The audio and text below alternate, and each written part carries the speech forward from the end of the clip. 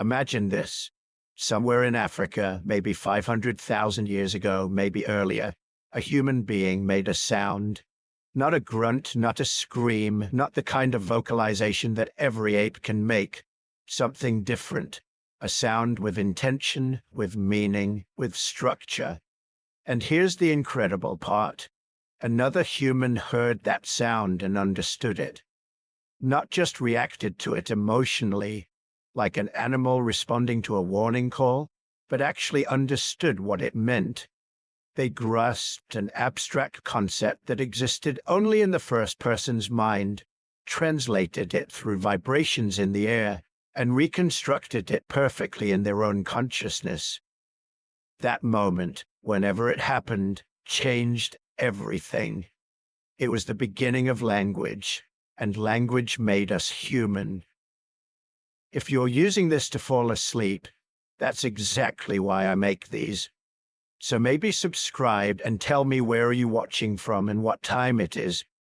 I check the comments and it's always this amazing snapshot. Tokyo at sunrise, London at lunch, Los Angeles at midnight. All of us thinking about the same mystery together. Here's what keeps scientists awake at night. We don't actually know when language started. We don't know how it started. We don't even know why it started when it did and not earlier. What we do know is that at some point in our evolutionary history, human brains underwent a transformation so profound, so complete, that we became the only species on Earth capable of doing something absolutely extraordinary. We can talk about things that aren't here. We can describe yesterday, plan for tomorrow, imagine worlds that never existed.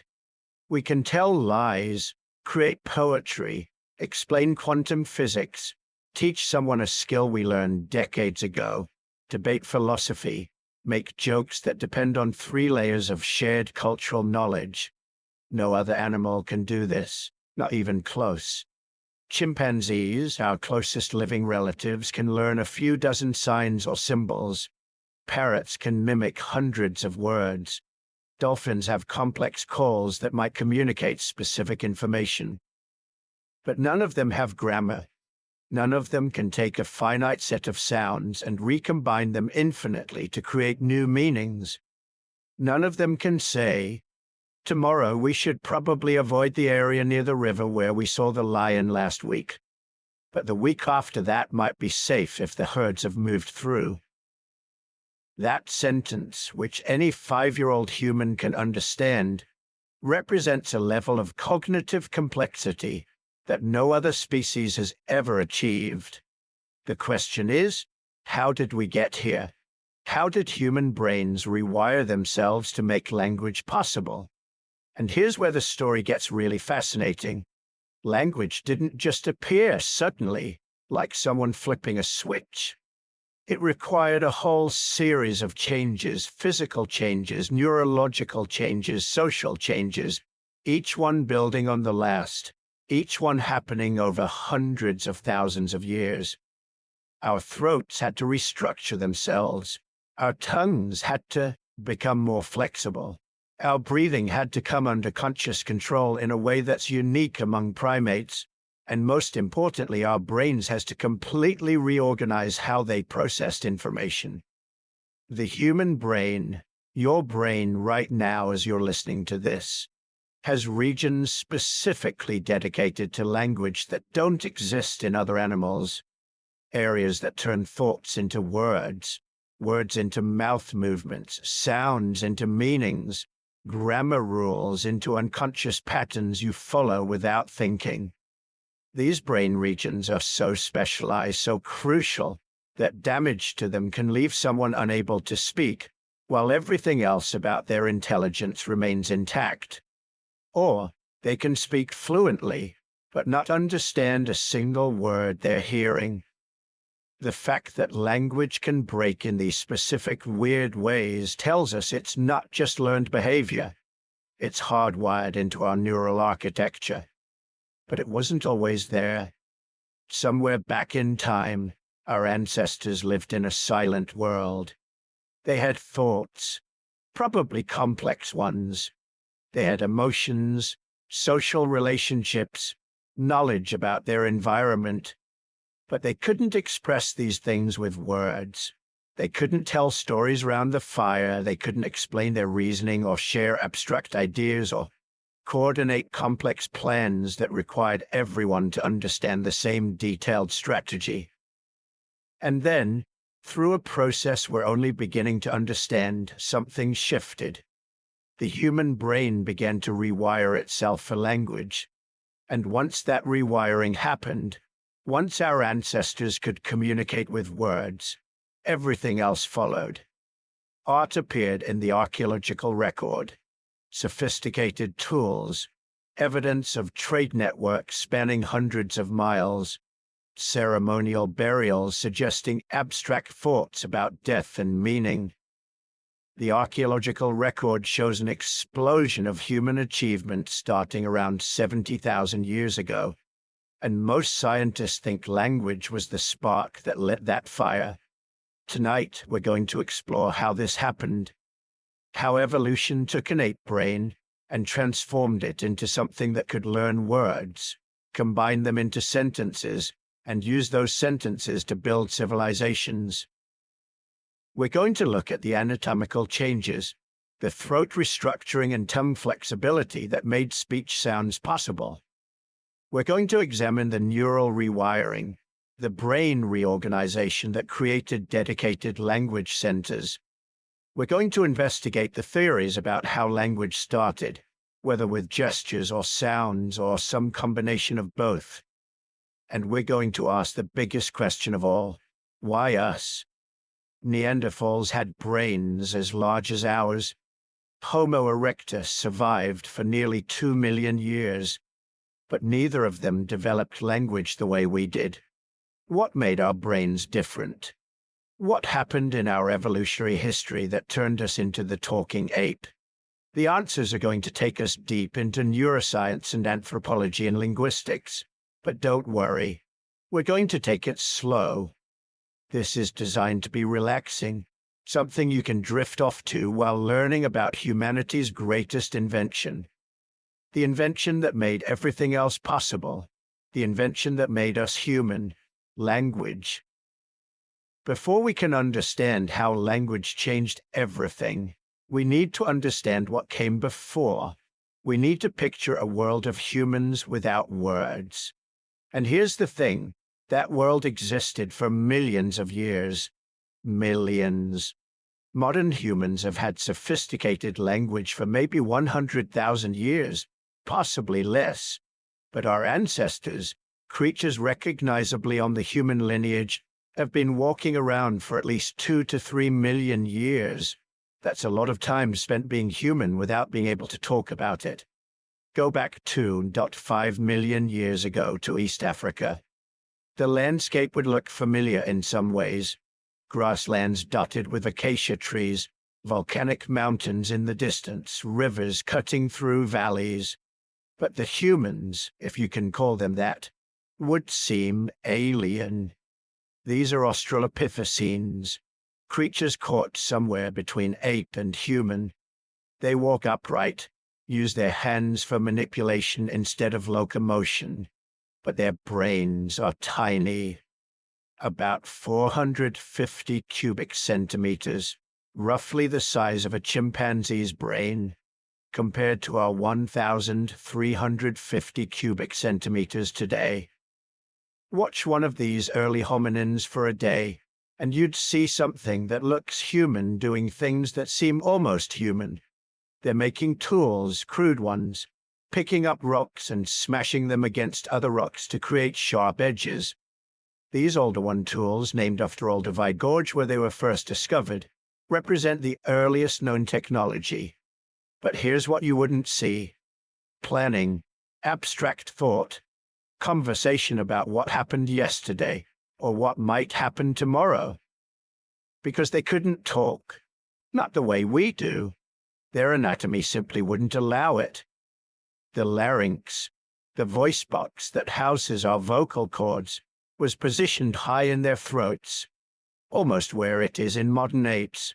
This high position meant they could breathe and swallow simultaneously, useful for creatures who needed to eat quickly and stay alert for predators.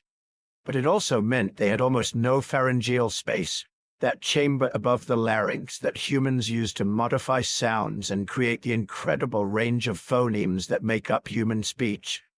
Their tongues were different too, flatter, less muscular, incapable of the rapid, precise movements that let you distinguish between ba and da, or shift seamlessly from vowel to consonant. Try speaking without moving your tongue. Actually try it right now. You'll find you can make sounds, but you can't make words. That was their world. A world of grunts and cries and hoots, but not language. And their brains, even if we gave them modern vocal tracts, couldn't have handled language. The neural architecture wasn't there. Brain scans of fossil skulls show that the regions we associate with language production and comprehension, Broca's area and Wernicke's area, were present but underdeveloped, like having a computer with the hardware installed, but none of the software to run it. So how did they communicate? We have a living laboratory that gives us clues. Modern great apes, chimpanzees, bonobos, gorillas, orangutans, these are our closest living relatives, sharing 98% to 99% of our DNA. And watching how they communicate gives us a window into our prelinguistic past. Chimpanzees have about 30 to 40 distinct vocalizations. They have food calls that vary depending on what they've found, alarm calls that differ based on whether the threat is a leopard, an eagle, or a snake, pant hoots that identify individuals and maintain group cohesion. But here's what's crucial. These vocalizations are largely involuntary. They're emotional expressions, not intentional communication. A chimp who finds food and makes a food call isn't thinking, "I should tell the others about this." The call just bursts out, triggered by excitement or stress. Where apes really shine is gesture. Chimpanzees use dozens of intentional gestures, arm raises that mean move away, leaf clipping that signals sexual interest, object shaking that means pay attention to me. Unlike vocalizations, these gestures are learned, vary between groups, and are used intentionally.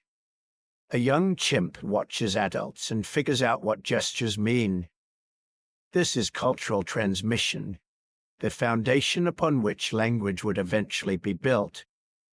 Your ancestors 2 million years ago were probably doing something similar, living in small groups of maybe 15 to 25 individuals, communicating through a combination of involuntary emotional vocalizations and intentional gestures. Picture a hunting party. They've spotted a group of gazelles in the distance. The leader, an older male who survived dozens of hunts, points toward the herd. He touches 2 younger males on the shoulder, then gestures for them to circle around from the left. Another gesture sends 3 more to the right. No words needed, just looks, points, touches. The kind of silent coordination you see in predatory animals who hunt in packs. And it worked.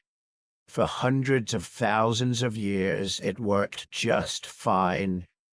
We know this because the archaeological record shows increasing sophistication in tool use and hunting strategies, all without any evidence of the anatomical changes that would indicate language capability. The Oldowan toolkit, those first crude stone tools, persisted virtually unchanged for nearly 1 million years. That's an almost unimaginable span of stability. For comparison, human technology has gone from the first computers to artificial intelligence in just 80 years. But the cognitive world of these pre-language humans was fundamentally limited in ways that are hard for us to imagine, because we think in words. When you remember what you had for breakfast or plan what you'll do tomorrow, you're probably narrating it in your head using language. Your inner monologue is so constant that you might not even notice it's there. Now try to imagine thinking without words, not just being silent, but having no internal narration whatsoever. Your entire mental experience is images, emotions, the immediate sensory input. You can remember what happened, but only as a series of mental pictures, not as a story you tell yourself. You can plan, but only in concrete terms. Go to that tree, wait for the animal, throw the rock. You can't think. If the weather changes, we'll need to modify our strategy. This is what psychologists call concrete thinking, the ability to deal with immediate, tangible reality, but not with abstract concepts. You can see that the group has 5 people today, when yesterday it had 6, and you can feel distress about the missing person. But you can't conceive of 5 as an abstract number. You can't count. You can't imagine scenarios that haven't happened. You can't think about the past except as memory replays. You can't really think about the future except as anticipation of things you've experienced before. And yet, they were building increasingly complex social structures. By 2 million years ago, early Homo species, Homo habilis, and the early forms of Homo erectus were living in groups that required significant cooperation. They were sharing food, something that's relatively rare in the animal kingdom. When a chimpanzee kills a monkey, everyone wants a piece, and who gets how much is determined by status and persistence and sometimes violence. But evidence from early human sites shows systematic butchery and distribution of large animal carcasses. This suggests social rules about sharing, not formal laws, obviously, but understood patterns of behavior. The hunters get the best parts, the old and the young get fed, everyone gets something. This kind of cooperation requires what primatologists call social intelligence, the ability to remember who did what for whom, to track favors and debts, to build alliances and navigate status hierarchies, and early humans were getting very good at it. Brain size was increasing slowly but steadily. By 1.8 million years ago, Homo erectus had brains averaging about 900 cubic centimeters, still smaller than ours, but 60% larger than the Australopithecines who came before. That extra brain tissue wasn't just sitting there looking pretty. It was processing increasingly complex social information. We can see this complexity in the archaeological record. Around 1.7 million years ago, someone invented the Acheulean hand axe. Now, this might not sound revolutionary, but compared to the older one choppers that came before, the Acheulean hand axe was a masterpiece of engineering, symmetrical, carefully shaped, requiring dozens of precise strikes to create. Making one requires planning several steps ahead. You need to visualize the finished tool inside the raw stone. You need to understand how different angles of impact will create different flake patterns. You need to remember and apply techniques learned from watching others. This is called hierarchical thinking, the ability to break complex tasks into subtasks and execute them in sequence. And it's devastatingly hard without language. Try teaching someone to tie their shoes without using words, just gestures and demonstration. Now imagine teaching them to create a symmetrical hand axe through 30 minutes of careful napping. It's possible, clearly, because they did it. But it's inefficient. Knowledge transfer is slow. Innovation is rare. Which explains why once the Acheulean hand axe was invented, it remained virtually unchanged for over 1 million years. 1 million years of making the same tool the same way. Think about that. We get frustrated when our smartphones don't update fast enough. But these were humans who perfected a technology and then passed it down through 40,000 generations without significant modification.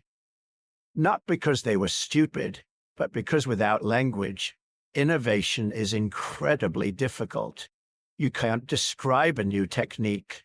You can't explain why one approach works better than another. You can't teach abstract principles. You can only demonstrate concrete actions and hope others can imitate them accurately enough. But evolutionary pressures were building.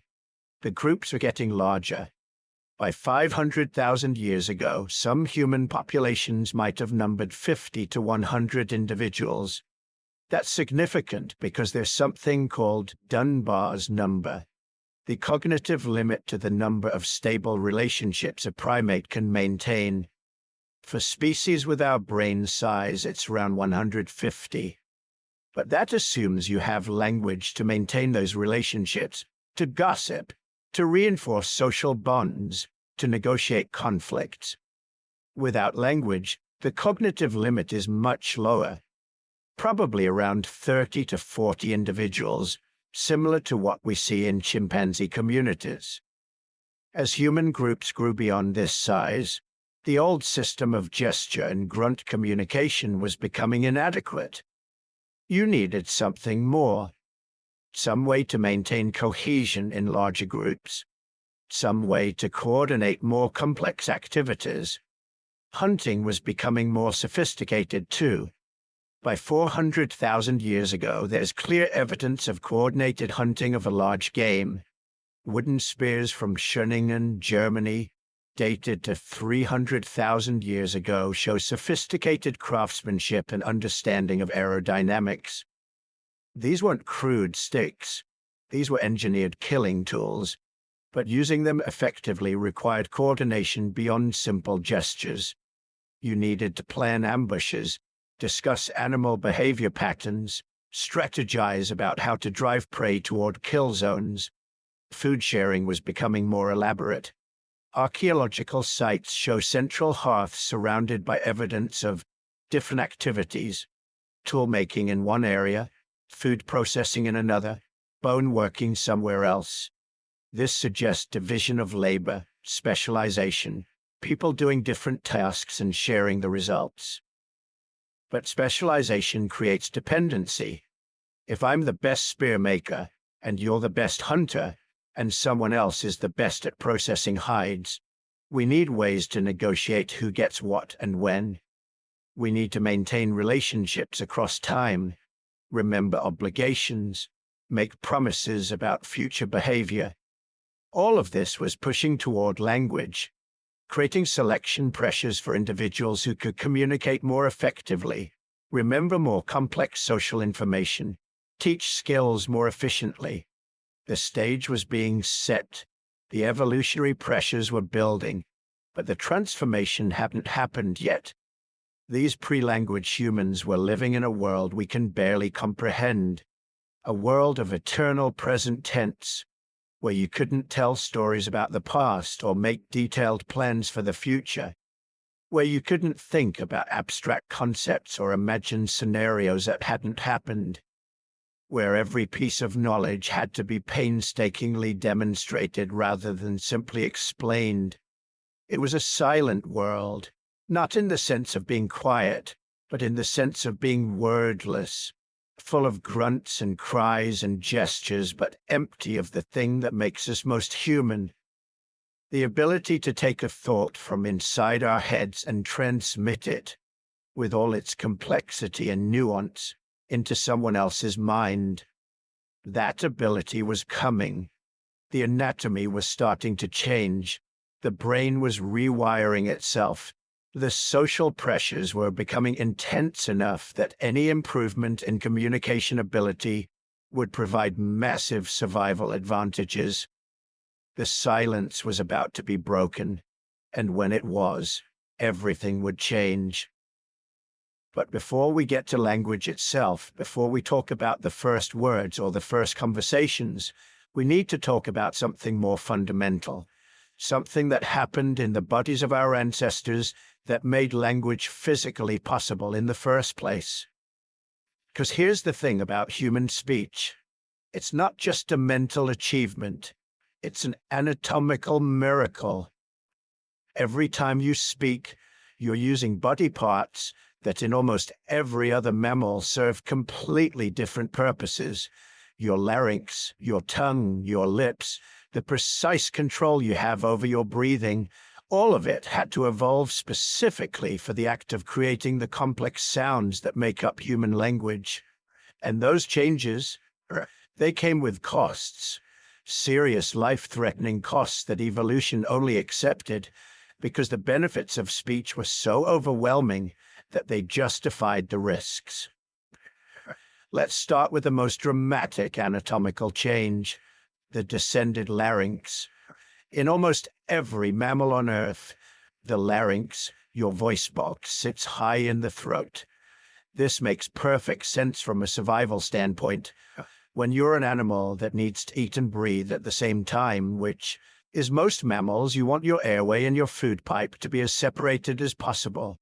A high larynx lets you lock your airway shut while you're swallowing, preventing food from going down the wrong pipe.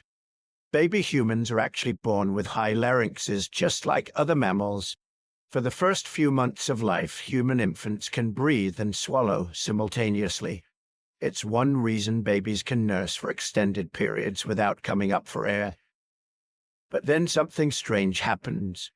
Around 3 to 4 months of age, the human larynx begins to descend.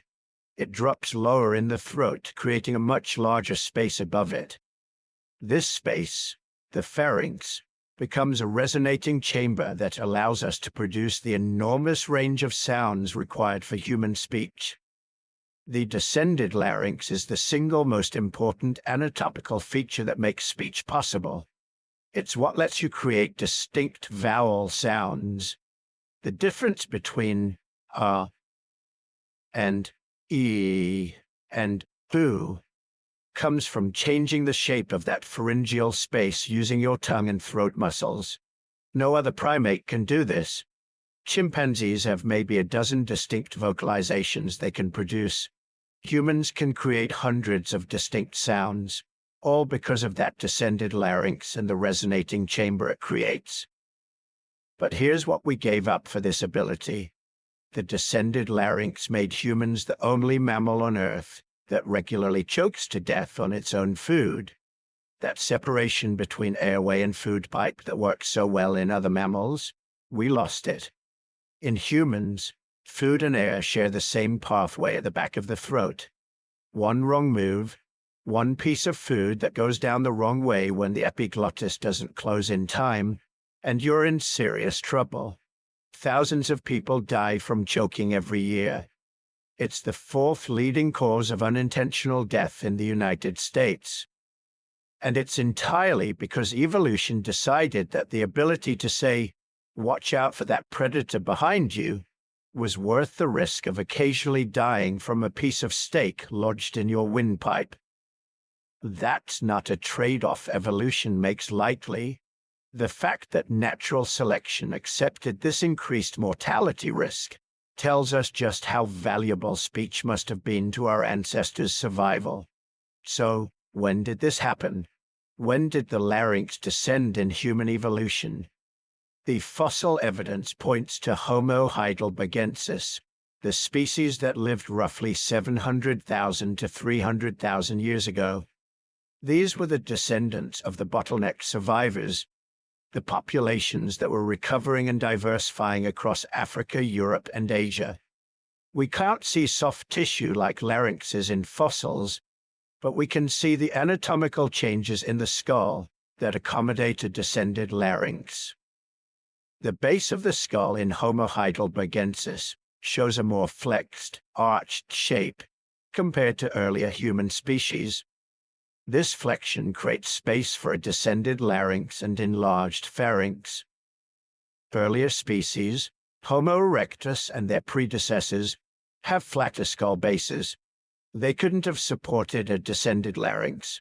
They couldn't have produced the range of sounds required for complex speech. But Homo heidelbergensis could.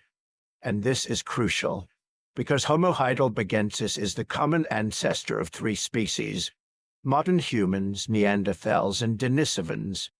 All 3 post-bottleneck species inherited the descended larynx. All 3 had the basic anatomical equipment for speech.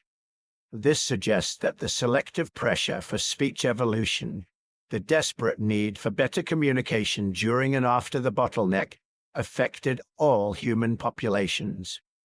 But the larynx isn't the only change. There's also the hyoid bone. The hyoid is a small U-shaped bone in your neck that doesn't connect to any other bone. It just floats there, suspended by muscles and ligaments. In humans, it serves as an anchor point for the tongue muscles and the muscles that control the larynx. It's absolutely essential for the precise control of vocalization required for speech. For decades, anthropologists argued about whether Neanderthals could speak, because we had never found a Neanderthal hyoid bone. Then, in 1983, archaeologists excavated Kabara Cave in Israel and found a nearly complete Neanderthal skeleton from about 60,000 years ago. It had a hyoid bone, and it was virtually identical to a modern human hyoid. This discovery changed everything. It provided the first solid anatomical evidence that Neanderthals had the physical capacity for speech. They weren't grunting cavemen. They had the same vocal hardware we do. More recently, researchers have found hyoid bones in even earlier specimens. A 530,000-year-old Homo heidelbergensis site in Spain, Cima de los Huesos, contained multiple hyoid bones that show the same modern human configuration. This pushes the anatomical capacity for speech back to at least 500,000 years ago. Long before modern humans even existed as a separate species, our ancestors were evolving the body parts necessary for complex vocalization. But bones only tell part of the story. The really revolutionary evidence came from genetics. In 2001, researchers studying a British family with severe speech and language disorders identified a mutation in a gene they called FOXP2.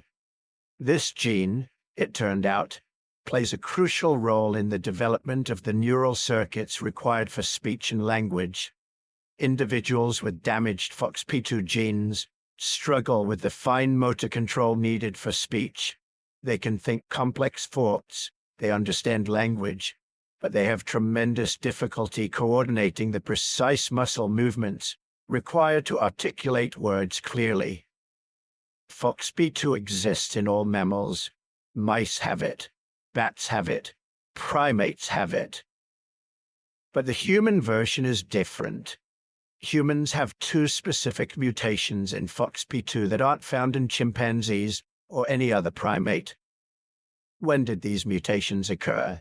Genetic analysis suggests they became fixed in the human lineage around 500,000 to 800,000 years ago, right in the window of the bottleneck and its immediate aftermath. Right when Homo heidelbergensis was evolving the descended larynx and modified hyoid bone. This isn't coincidence. This is evidence of coordinated evolution. Multiple anatomical and genetic changes all occurring in the same time period, all contributing to the same evolutionary goal, making complex speech possible. But here's where it gets even more interesting. When researchers finally sequenced the Neanderthal genome, they checked for the FOXP2 mutations. Neanderthals had them. The exact same mutations as modern humans. This was stunning evidence that Neanderthals could speak. Not just make sounds, but engage in the kind of complex articulated speech that requires the precise motor control governed by FOXP2. The Denisovans, we've checked their genome too. Same FOXP2 mutations. All three post-bottleneck human species shared the genetic and anatomical basis for speech. This suggests that language, or at least the capacity for language, evolved before the three species diverged. It was part of the survival toolkit that got refined during the bottleneck, then inherited by all three descendant species. But there's more to speech than just a descended larynx and a modified gene. You also need incredible control over your tongue. The human tongue is an engineering marvel. It's actually 8 different muscles working in coordination, capable of assuming thousands of distinct positions with millimeter precision. This precision is what allows you to create the subtle differences between L and R, between T and D, between all the consonant sounds that require your tongue to touch specific parts of your mouth in specific ways. Other primates can't do this. Their tongues are shorter, less muscular, and lack the fine motor control of human tongues. They physically cannot produce the range of sounds that human speech requires. How do we know ancient humans had this tongue control? We look at the hypoglossal canal. The hypoglossal canal is a small opening in the base of the skull where the hypoglossal nerve passes through. This nerve controls tongue movement. In humans, the hypoglossal canal is significantly larger than in other primates because our hypoglossal nerve is thicker, carrying more neural connections to control our more sophisticated tongue muscles. Researchers have measured hypoglossal canal size in fossil skulls across human evolution. Homo erectus, living 1.8 million years ago, had small hypoglossal canals similar to modern apes.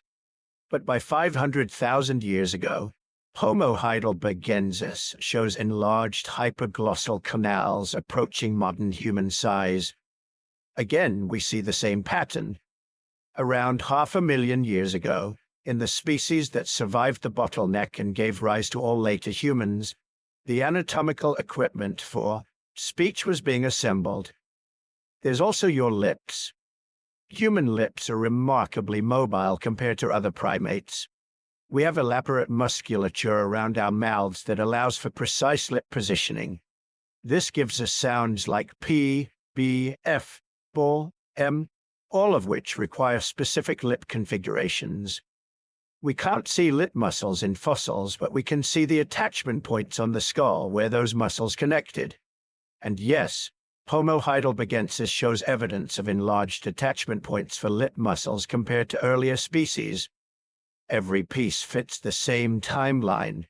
Every anatomical change points to the same evolutionary pressure, the need for complex communication becoming so critical to survival that evolution was willing to rewrite the human body plan to accommodate it. But perhaps the most overlooked aspect of speech anatomy is breathing control. Most mammals can't regulate their breathing precisely enough for sustained speech. Try to imagine a dog delivering a lengthy explanation of something. Can't do it. Dogs, like most mammals, have breathing patterns that are linked to their movement and automatic physiological needs. Humans are different. We can override our automatic breathing patterns. We can take a deep breath and sustain a steady, controlled exhalation for 10, 15, even 20 seconds while we speak. We can modulate the airflow through our vocal cords with incredible precision, creating subtle variations in volume and pitch. This requires specialized neural control over the intercostal muscles, the muscles between your ribs, and the diaphragm. Most mammals have much cruder control over these muscles. The neural pathways that give humans this breathing control developed relatively recently in evolutionary terms. Evidence from the spinal cord suggests these pathways were still being refined in Homo heidelbergensis and possibly weren't fully developed until modern humans and Neanderthals had diverged. This might explain something interesting about Neanderthal speech. They had all the same anatomical equipment as modern humans: descended larynx, modern hyoid, FOXP2 mutations, enlarged hypoglossal canals, everything. But some researchers think their breathing control might have been slightly less refined than ours. This could have made their speech less fluent, requiring more frequent pauses to breathe. Not significantly different, not enough to prevent complex language, but perhaps enough to make extended storytelling or lengthy explanations more challenging. It's impossible to know for certain, but it's a reminder that even when all the basic equipment is in place, subtle differences in control and coordination can have significant effects on how that equipment performs. By 300,000 years ago, when modern Homo sapiens first appeared in the fossil record, all of these anatomical changes were complete. We had descended larynxes, modern hyoid bones, FOXP2 mutations, enlarged hypoglossal canals, indicating sophisticated tongue control, elaborate lip musculature, and refined breathing control. We had bodies built for speech, bodies that had sacrificed safety, remember that choking wrist, for the ability to create the complex, rapid-fire sequences of sound that make up human language. But having the equipment doesn't mean you're using it. A piano sitting in an empty room isn't making music. Someone still has to learn to play it.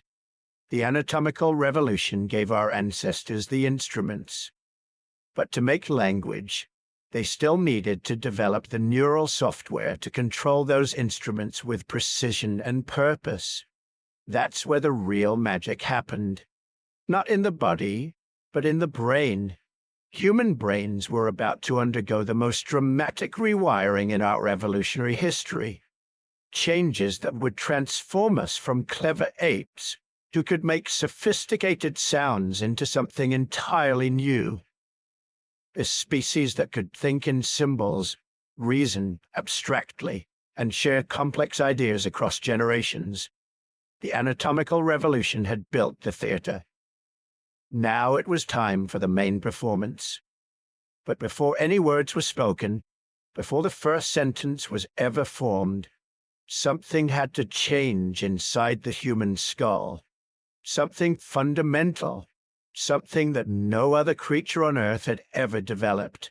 The human brain had to rewire itself for language. Now, here's what makes this so remarkable. The basic structure of the mammalian brain hasn't changed much in millions of years. Take a chimpanzee brain, a gorilla brain, even a monkey brain, and compare them to ours. The fundamental architecture is essentially the same basic regions, same general layout, same types of neurons arranged in similar patterns. But somewhere along our evolutionary path, certain regions of the human brain began specializing in ways that had never happened before. And these specializations made language possible. The most famous of these specialized regions is Broca's area, named after Pierre-Paul Broca, the 19th century French physician who first identified it. It's located in the left frontal lobe, right behind your temple. This small region, about the size of a walnut, became humanity's speech production center. Here's how Broca figured this out. In 1861, he examined a patient who could understand language perfectly, but could only speak one word. 10. That's all the man could say, despite clearly understanding everything said to him.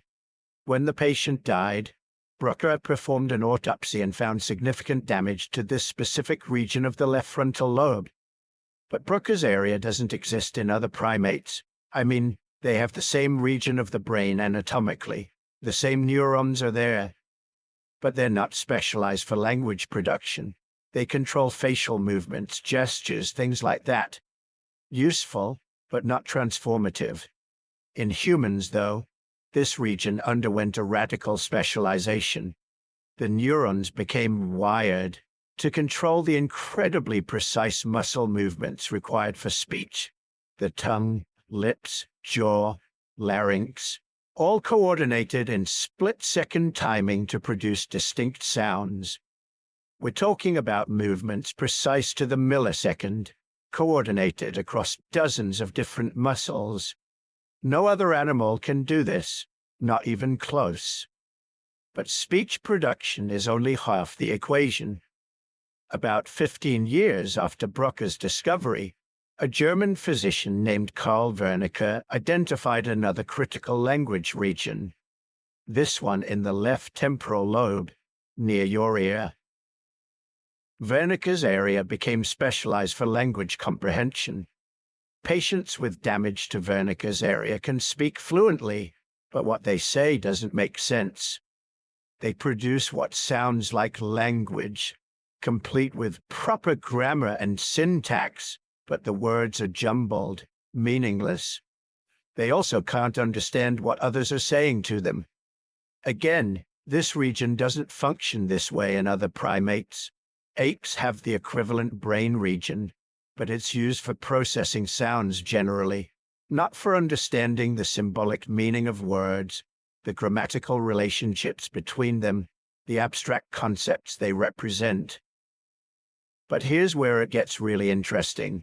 Having two specialized language regions isn't enough. They need to talk to each other, and in the human brain they do this through a bundle of white matter called the arcuate fasciculus. Think of it as a neural superhighway connecting Bruca's area and Wernicke's area. It's a thick bundle of axons, the long projections of neurons wrapped in myelin, a fatty substance that speeds up signal transmission.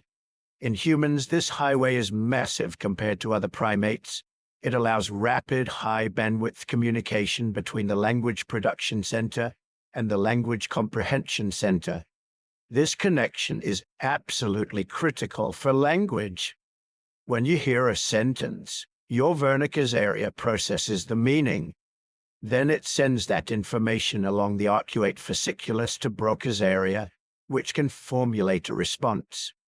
When you speak, Broca's area is constantly receiving feedback from Wernicke's area, monitoring whether what you're saying makes sense, adjusting on the fly. The arcuate fasciculus in chimpanzees and other apes is much smaller, less myelinated, less capable of high-speed information transfer. They simply don't need it because they don't have symbolic language to process. But the changes go deeper than just these specific regions. The entire structure of the human brain became asymmetrical in ways that don't occur in other primates. In most animals, the left and right hemispheres of the brain are essentially mirror images of each other. They do roughly the same things, just for different sides of the body.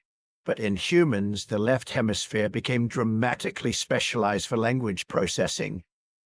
About 95% of right-handed people and 70% of left-handed people have their primary language centers in the left hemisphere. This left hemisphere dominance for language is unique to humans.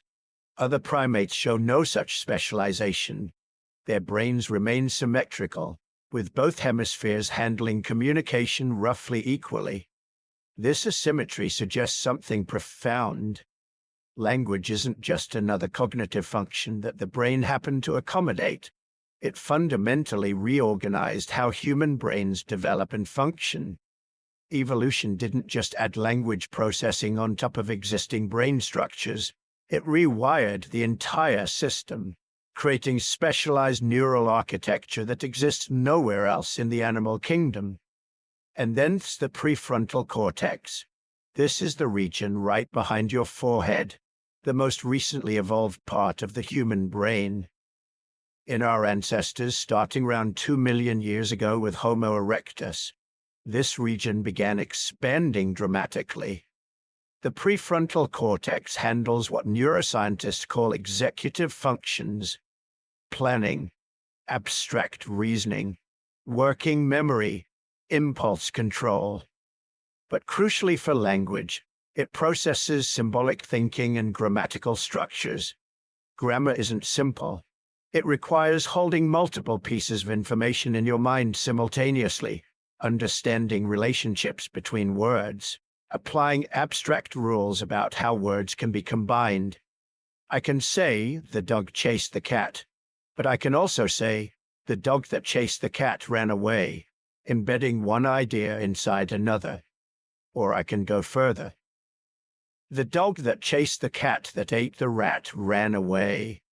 This is called recursion, the ability to nest ideas within ideas indefinitely. No other animal communication system has recursion. Bird songs follow fixed patterns. Whale songs are complex but structured in ways that don't allow for infinite embedding of meaning. Even the most sophisticated attempts to teach apes language have failed to get them to use recursive structures naturally. The human prefrontal cortex, expanded and reorganized over millions of years, made this possible. It gave us the neural processing power to handle complex, hierarchical, recursive symbolic systems. In other words, it gave us the hardware to run the software of grammar. But there's another crucial neural innovation that made language possible: mirror neurons. These were discovered accidentally in the 1990s by Italian researchers studying motor control in macaque monkeys. They found neurons in the monkey's brain that fired both when the monkey performed an action and when it watched another monkey perform the same action. The neurons mirrored what they observed.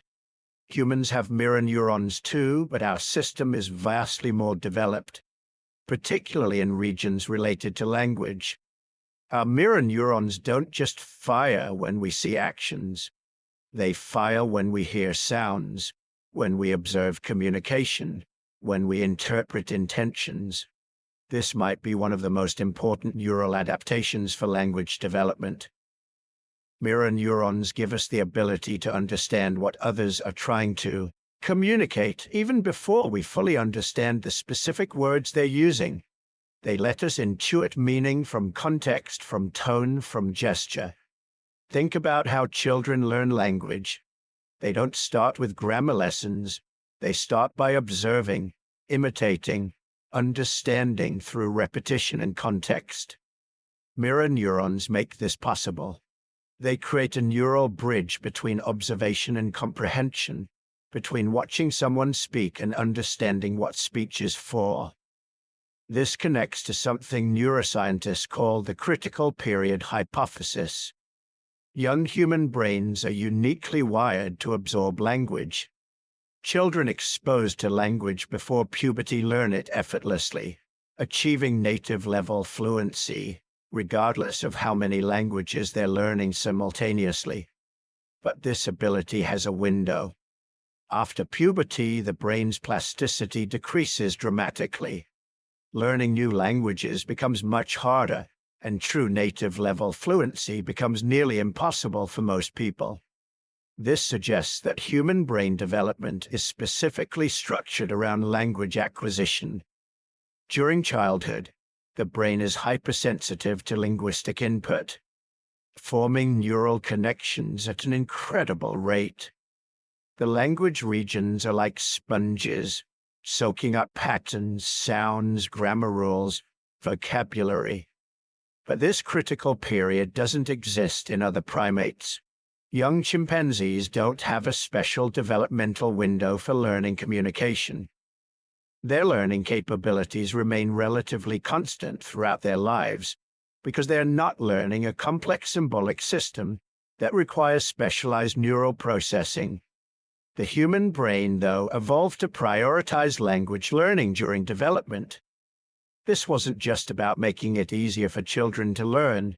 It was about ensuring that each generation could fully acquire the increasingly complex communication systems that previous generations had developed. Because here's the thing: language isn't just transmitted genetically, it's transmitted culturally.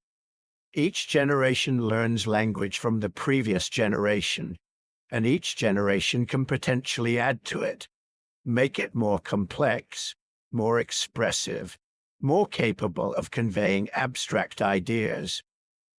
But this only works if young brains are capable of absorbing the full complexity of the language they're hearing. The critical period ensures this happens. It's evolution's way of making sure that cultural information can be transmitted efficiently across generations. Now, when did all these neural changes happen? That's the trillion-dollar question. The fossil record gives us some clues. When we look at endocasts, fossilized impressions of ancient brains preserved inside skulls, we can trace the evolution of brain structure over millions of years.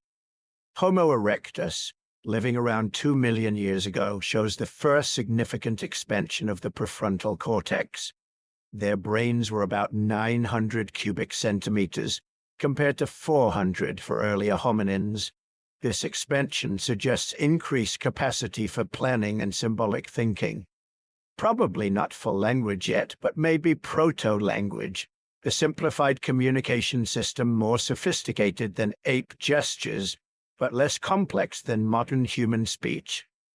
By the time we get to Homo heidelbergensis, around 600,000 years ago, brain size had increased to about 1,200 cubic centimeters, still smaller than modern humans, but the shape of the brain had changed too. The regions we associate with language processing, Broca's area and Wernicke's area, show increased development in heidelbergensis endocasts. This timing is fascinating because it overlaps with the genetic bottleneck we talked about earlier.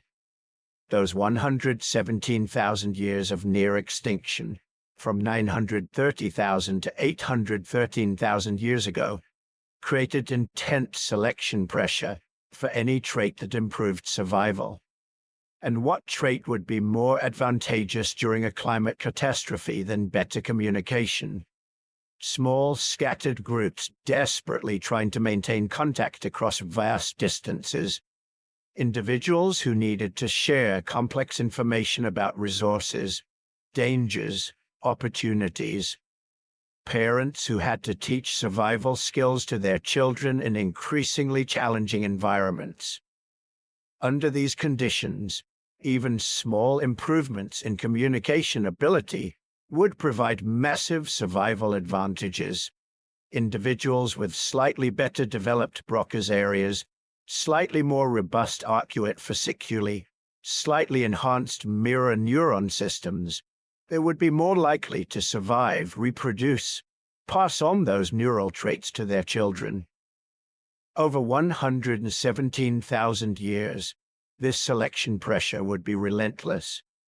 Generation after generation, the individuals with the best communication abilities would be the ones who survived, and gradually, imperceptibly at first, but accelerating over time, the human brain would rewire itself.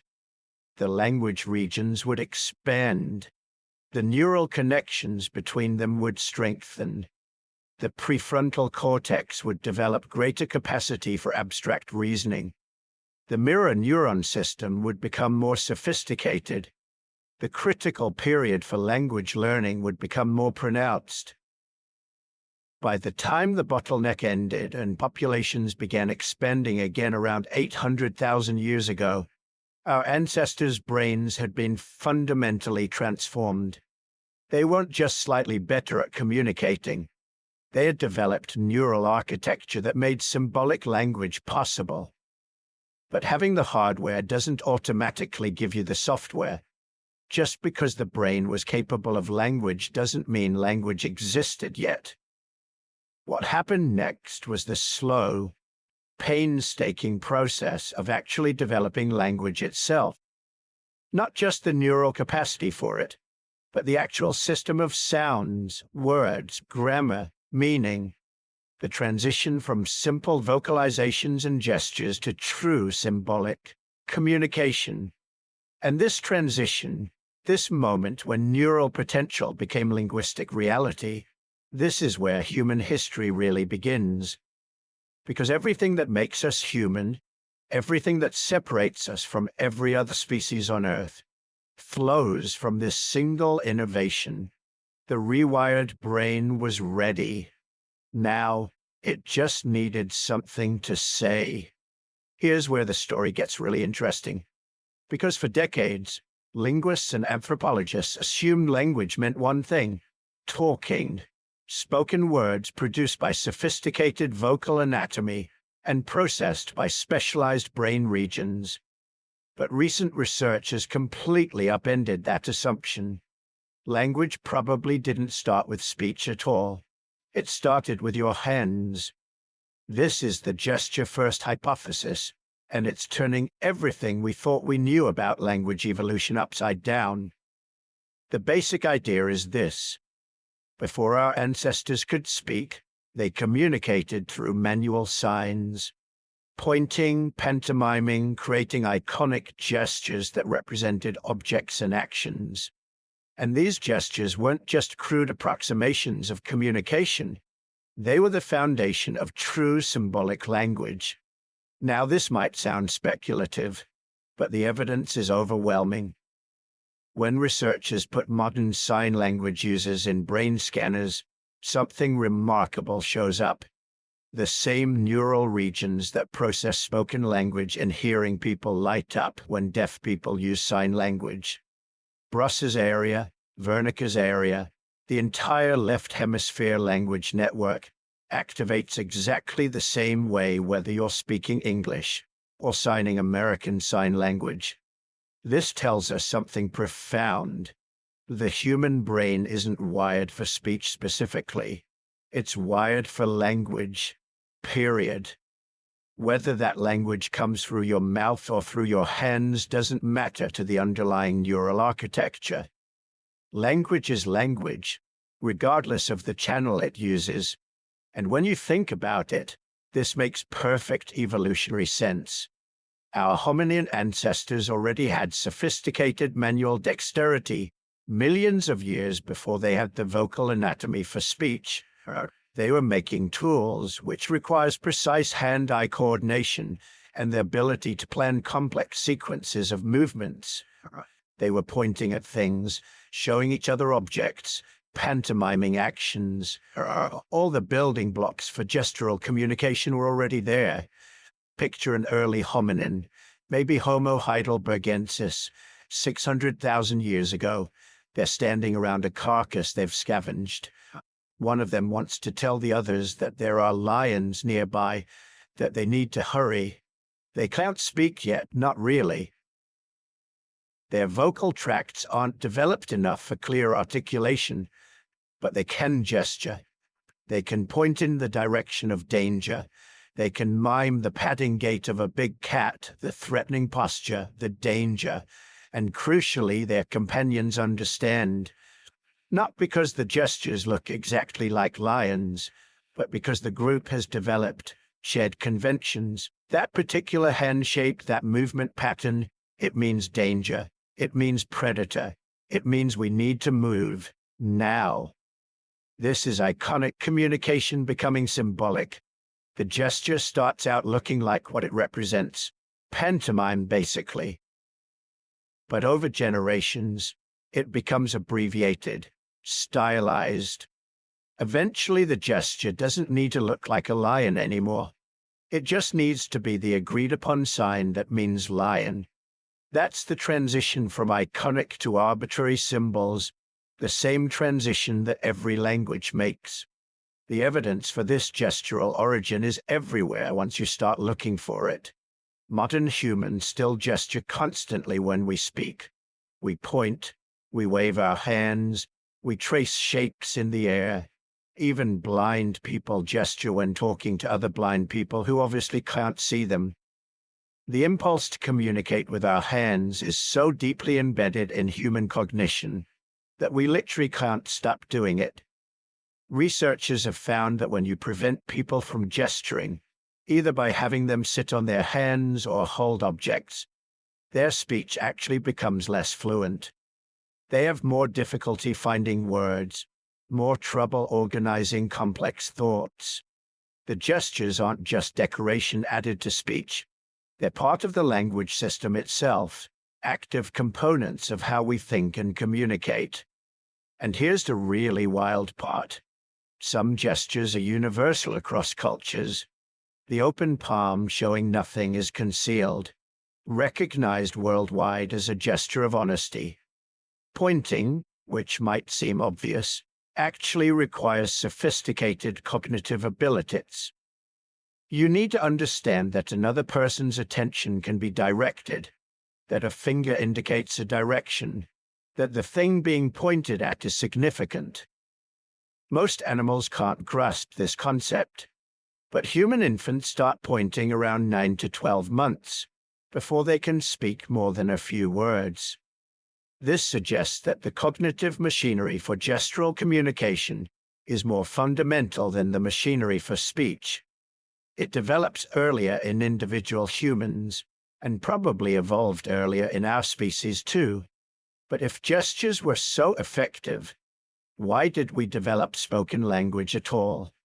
Why add a completely new communication channel when the old one was working fine?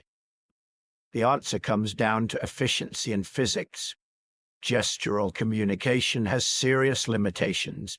It requires light. You can't sign in the dark. It requires line of sight. You can't communicate around corners or through dense vegetation. And most critically, it ties up your hands. When you're using manual signs, you can't simultaneously carry things, make tools, or climb. Your communication system and your manipulation system are competing for the same hardware. Vocal communication solves all these problems.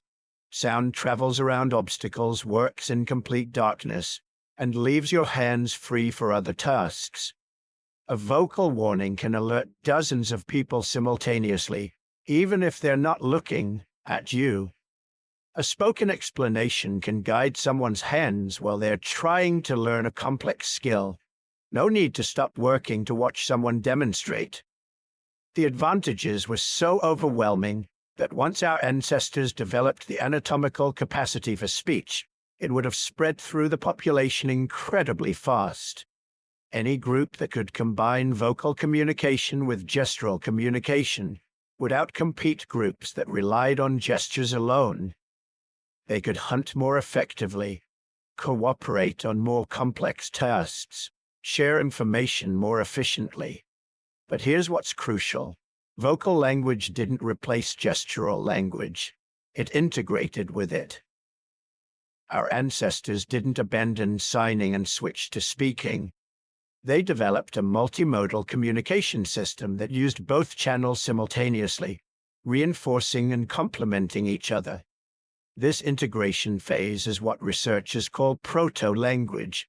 Not quite modern human language with its complex grammar and infinite expressiveness, but not simple animal communication either. Something in between, a hybrid system that was far more powerful than either gestures or vocalizations alone. Picture that transition period, maybe 300,000 years ago. Early Homo sapiens or late Homo heidelbergensis. They're sitting around a fire at night. One of them starts telling a story about a hunt that went wrong. They're making sounds, not just emotional grunts anymore, but vocalizations that are starting to carry specific meanings. Certain syllable patterns mean certain things. But they're also gesturing, showing the size of the animal, miming the thrust of a spear, pointing in the direction where it happened. The story emerges from the combination of channels. The sounds provide the backbone, the basic narrative. The gestures add detail, emphasis, emotional color. The facial expressions contribute tone, showing fear or excitement or frustration. Together, these elements create a communication event far richer than any single channel could produce. And the children watching this storyteller, they're absorbing everything. The sounds, the gestures, the rhythms, the patterns. Their developing brains are learning to integrate all these channels into a unified language system. Each generation pushes the system a little further, makes it slightly more sophisticated. Interestingly, we can see echoes of this multimodal proto-language in how modern parents talk to infants, what researchers call motherese, or infant-directed speech. It's not just about the words. Parents instinctively exaggerate their facial expressions, gesture more broadly, use more varied intonation patterns. They're creating a rich multimodal communication environment that helps infants learn language. And crucially, the musical elements are enhanced. Motherese is more melodic than normal speech.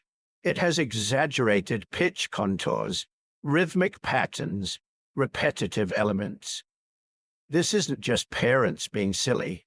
It's activating ancient learning mechanisms in the infant brain, mechanisms that probably evolved during the proto-language phase when our ancestors were figuring out how to transmit information across generations. Some researchers think musical communication might have actually preceded or developed alongside proto-language. The idea is that early hominins might have used rhythmic vocalizations and group singing for social bonding long before these vocalizations became conventionalized into words. These musical proto-conversations would have strengthened social bonds, synchronized group activities, and created the neural foundations for more complex vocal communication later. There's evidence for this in how universal music is across human cultures. Every society has music. Every society uses it for similar purposes: ritual, bonding, emotional expression, storytelling. And musical processing in the brain overlaps significantly with language processing. They're not identical systems, but they share a lot of neural real estate. This suggests they might have co-evolved, developing together from shared precursor systems. Maybe the first proto-language wasn't really language or music, but something combining elements of both. Rhythmic, melodic vocalizations that carried emotional and social meaning, gradually becoming more conventionalized and symbolic over hundreds of thousands of years. But regardless of exactly how musical elements fit in, the core insight remains. Language didn't emerge fully formed as spoken words. It evolved through a long transitional period where gestures, vocalizations, facial expressions, body language, and context all contributed to meaning. Our ancestors were learning to use every available channel, every possible way of transmitting information from one mind to another. And during this transition, natural selection was working overtime. Every slight improvement in communication ability provided massive survival advantages.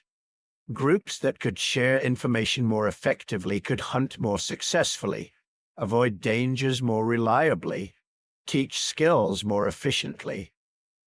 Individuals who were better at understanding and producing these proto-language signals were more likely to survive and reproduce. Over tens of thousands of generations, this selection pressure refined human communication abilities to an extraordinary degree. The vocal tract continued evolving, becoming more capable of producing diverse sounds. The brain's language regions expanded and developed more complex circuitry. The manual dexterity required for both tool-making and signing was selected for simultaneously, each reinforcing the other. The result was a communication system unlike anything else in the natural world, a system that could convey abstract concepts, describe events distant in time and space, share knowledge across generations, coordinate complex group activities, and create shared cultural meanings. A system that was starting to look and function like true human language. But there was still one crucial step remaining: the development of grammar, the rules that allow finite means to produce infinite messages. Because proto-language, as sophisticated as it was, probably lacked the recursive structure that makes modern human language uniquely powerful. You could communicate basic ideas, tell simple stories, coordinate activities, but you couldn't yet express the full range of human thought. That final transformation, the emergence of true grammatical language, would require one more critical innovation. And it would happen during the most challenging period our species ever faced, the very bottleneck that had nearly destroyed us. Because sometimes the worst circumstances create the strongest pressures for innovation. And sometimes, when survival hangs by a thread, that's exactly when everything changes. Your ancestors were about to make the final leap, from proto-language to the fully modern human language that would eventually let them dominate the planet, outlast their rival species, and build civilizations that would reshape the world. The stage was set. The neural hardware was in place. All they needed was the right pressure, the right circumstances, to push language across the threshold into full, symbolic, grammatical, infinitely expressive communication. And that pressure was coming. Now here's where things get really fascinating, and honestly, really frustrating. Because we're about to ask a question that has no definitive answer, that might never have a definitive answer, but this he can't help asking anyway. What did the first human words actually sound like? Think about it. You've got these early humans, maybe 200,000 years ago, maybe earlier. Their throats have descended. Their neural pathways have rewired. They've got the hardware for speech. But what were they actually saying? What sounds were coming out their mouths when they first tried to communicate something more complex than a grunt or a cry? The problem is brutal. Language doesn't fossilize. We can dig up bones and tools and even preserved footprints, but we can't dig up conversations. The first words ever spoken vanished into the air the moment they were uttered, leaving no trace except the languages they eventually evolved into. And that's our only clue. The thousands of languages spoken today, from Mandarin to Swahili to English to Piraha, somewhere buried in their structures, in their sounds, in their grammatical patterns, are echoes of that original proto-language, the mother tongue that started it all. Linguists have been working on this puzzle for generations, and they've developed some clever techniques for reconstructing what early language might have looked like. The most powerful tool is called comparative linguistics. You take multiple languages, especially languages that seem unrelated, and you look for universal features, things that show up everywhere, regardless of culture or environment or historical connection. Because if something appears in nearly every human language, it probably appeared in the first human language too. It's part of our species-level linguistic inheritance. And what they've found is remarkable. Despite the incredible diversity of human languages, there are patterns that show up almost everywhere, basic concepts that every language needs to express, fundamental sounds that almost every language uses, grammatical structures that seem to be hardwired into how human brains process information. These universals give us our first clue about what early language sounded like. Let's start with phonemes, the basic sound units that make up language.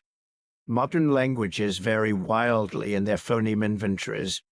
English has about 44 distinct phonemes. Hawaiian has only 13.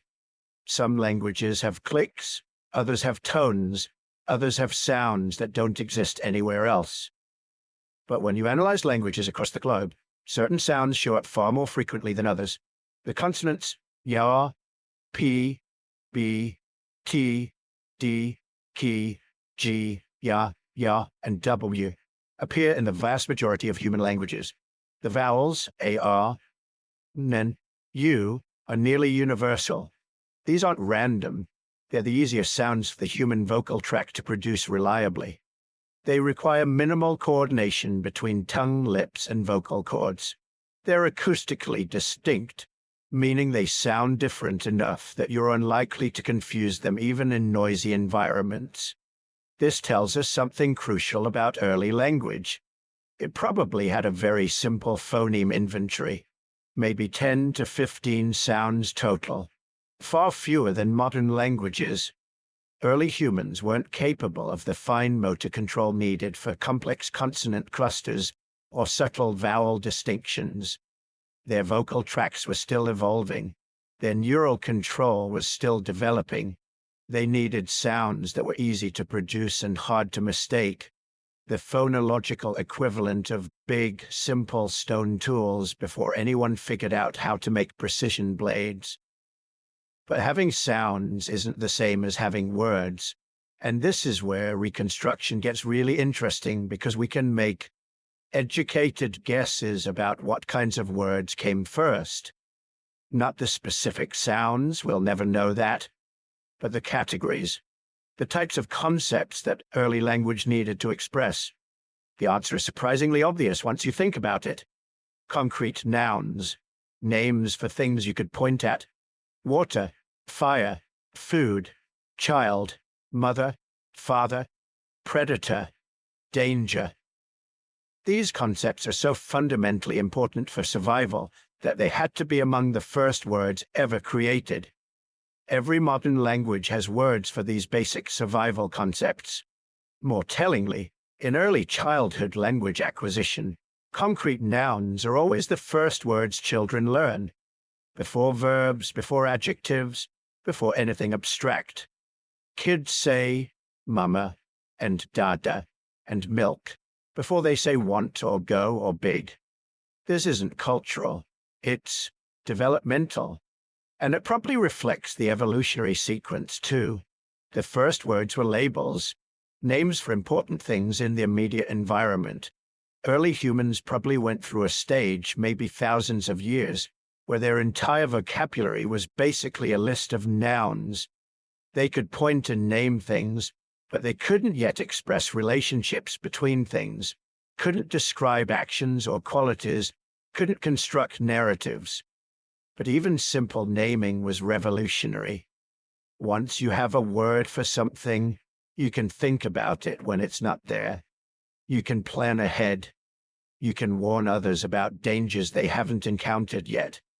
You can coordinate actions that require shared understanding of goals.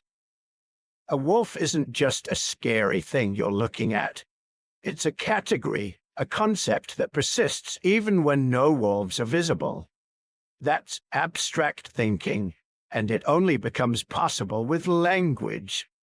The next stage was probably basic verbs, action words: go, come, eat, sleep, hunt, run, fight, hide. Again, these are universal. Every human language has words for basic physical actions, and again, children acquire these words early in language development. The pattern repeats so consistently across cultures that it almost certainly reflects our evolutionary history. What's really interesting is that early language probably went through a two-word stage, just like modern children do. Around age 2, kids start combining words in simple pairs. Want milk? Daddy go. Big dog. These aren't full sentences with proper grammar. They're just two concepts smashed together, and remarkably, they communicate quite a lot. You can express needs, describe situations, even ask rudimentary questions using nothing but two-word combinations. Linguists think early humans probably functioned at this level for a long time, tens of thousands of years, maybe more. They had vocabulary, dozens or hundreds of words. They could combine words in pairs to create meaning. But they didn't yet have syntax, the complex grammatical rules that let you construct elaborate sentences with subordinate clauses and precise relationships between ideas. That would come later. For now, communication was more like a sophisticated game of charades with sound effects. Effective for immediate needs, but limited in scope. One of the most fascinating clues about early language comes from onomatopoeia and sound symbolism. Words that sound like what they represent. Buzz, splash, crack, boom. Every language has them, and they're probably linguistic fossils. Remnants of a time when words weren't arbitrary symbols, but direct auditory representations of phenomena. This makes perfect sense for a species just beginning to develop language. Before you have the abstract reasoning to assign completely arbitrary sounds to concepts, you start with sounds that have natural connections to their meanings. The sound of water becomes the word for water. The sound of breaking becomes the word for breaking. Children do this instinctively, creating their own onomatopoetic words before they learn conventional language. And it's not just onomatopoeia. There's something called sound symbolism, where certain sounds seem to naturally evoke certain meanings across multiple unrelated languages. Words for small things tend to have high front vowels like susde, tiny, teeny, wee, petite. Words for large things often have low back vowels like a or o, large, vast, enormous, grand. This isn't universal, but it's common enough to suggest some underlying connection between sound and meaning that predates modern languages. Early humans probably exploited these natural sound-meaning connections extensively. Their proto-language would have been rich in onomatopoeia and sound symbolism. Over time, as vocabulary expanded and grammatical complexity increased, most words would have lost these direct connections and become arbitrary. But the earliest words, the foundational vocabulary, probably sounded like what they meant. But having individual words, even being able to combine them in simple ways, still isn't full language. Real language has grammar, rules for word order, markers for tense and number and gender, ways of indicating who did what to whom. And grammar is where things get really complex, because grammar doesn't just emerge naturally from having vocabulary. It has to be invented. And we have modern examples of this process. They're called pidgins and creoles, and they're absolutely crucial for understanding language evolution. Here's how it works. You take two or more groups of people who speak completely different languages and force them to interact. Maybe through trade, maybe through colonization, maybe through forced migration. Neither group can learn the other's complex language quickly, so they improvise. They create a simplified communication system, using vocabulary from both languages, but with minimal grammar. That's a pidgin. Pidgins are functional but limited. They let you conduct basic transactions, coordinate simple activities, but they can't express complex ideas or subtle relationships. Crucially, pidgin speakers don't consider the pidgin their native language. It's just a tool, a means of getting by.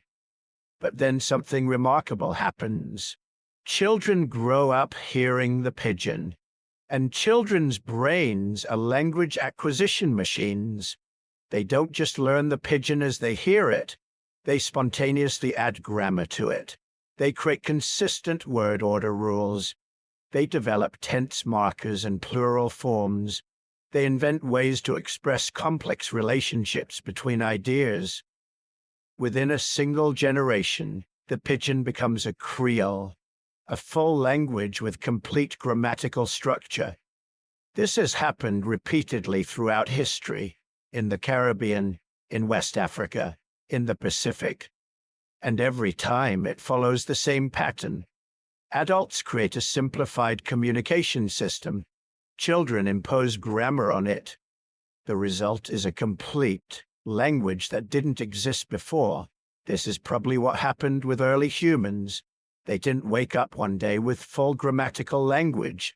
They went through a long pidgin-like phase, using simple word combinations without complex grammar.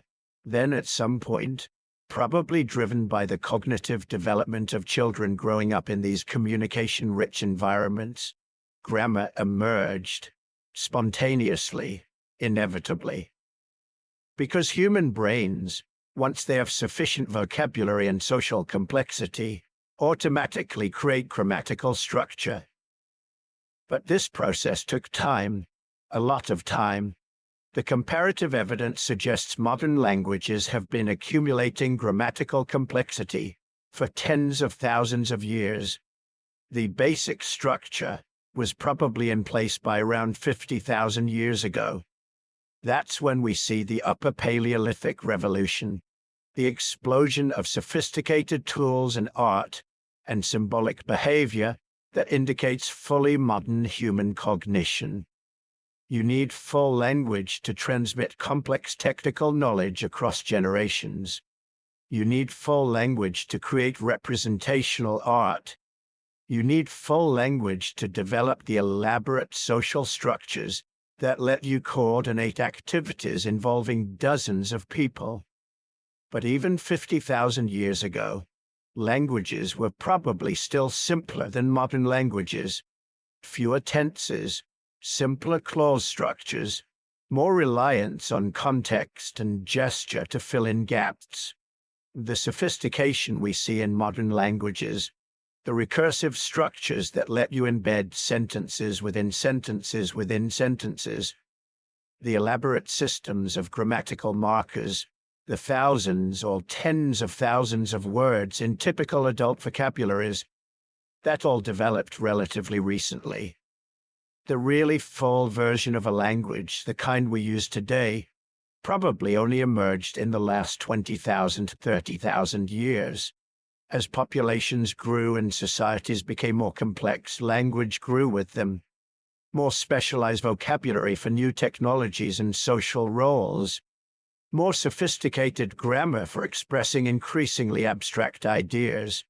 More elaborate discourse structures for storytelling and argumentation and teaching. And throughout this process, one thing was crucial: repetition, rhythm, and ritual. Early language wasn't just conversational, it was performative. Think about how children learn language today. Not through explicit grammar lessons, but through songs and games and repeated phrases.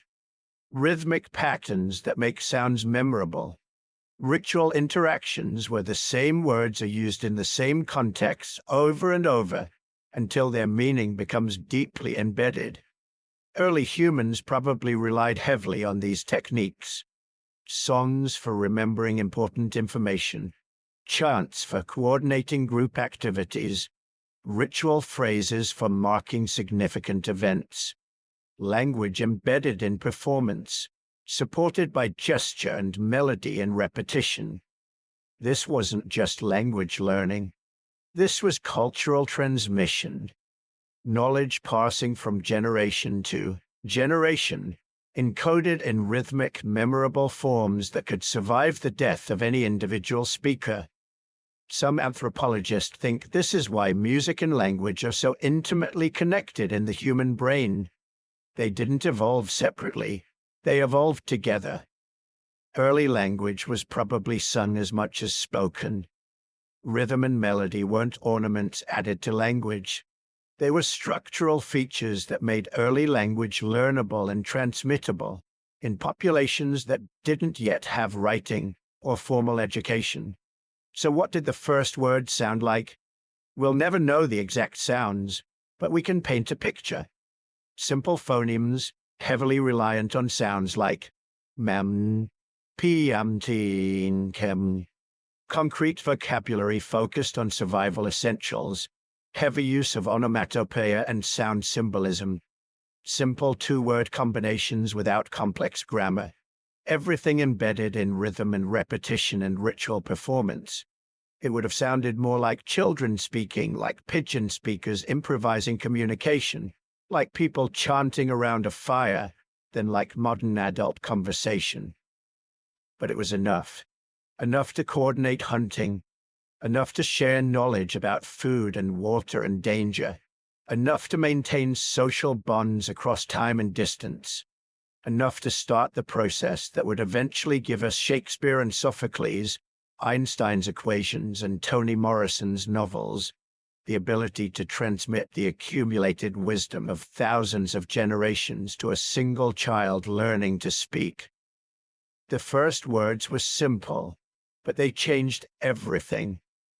Around 50,000 years ago, something extraordinary happened.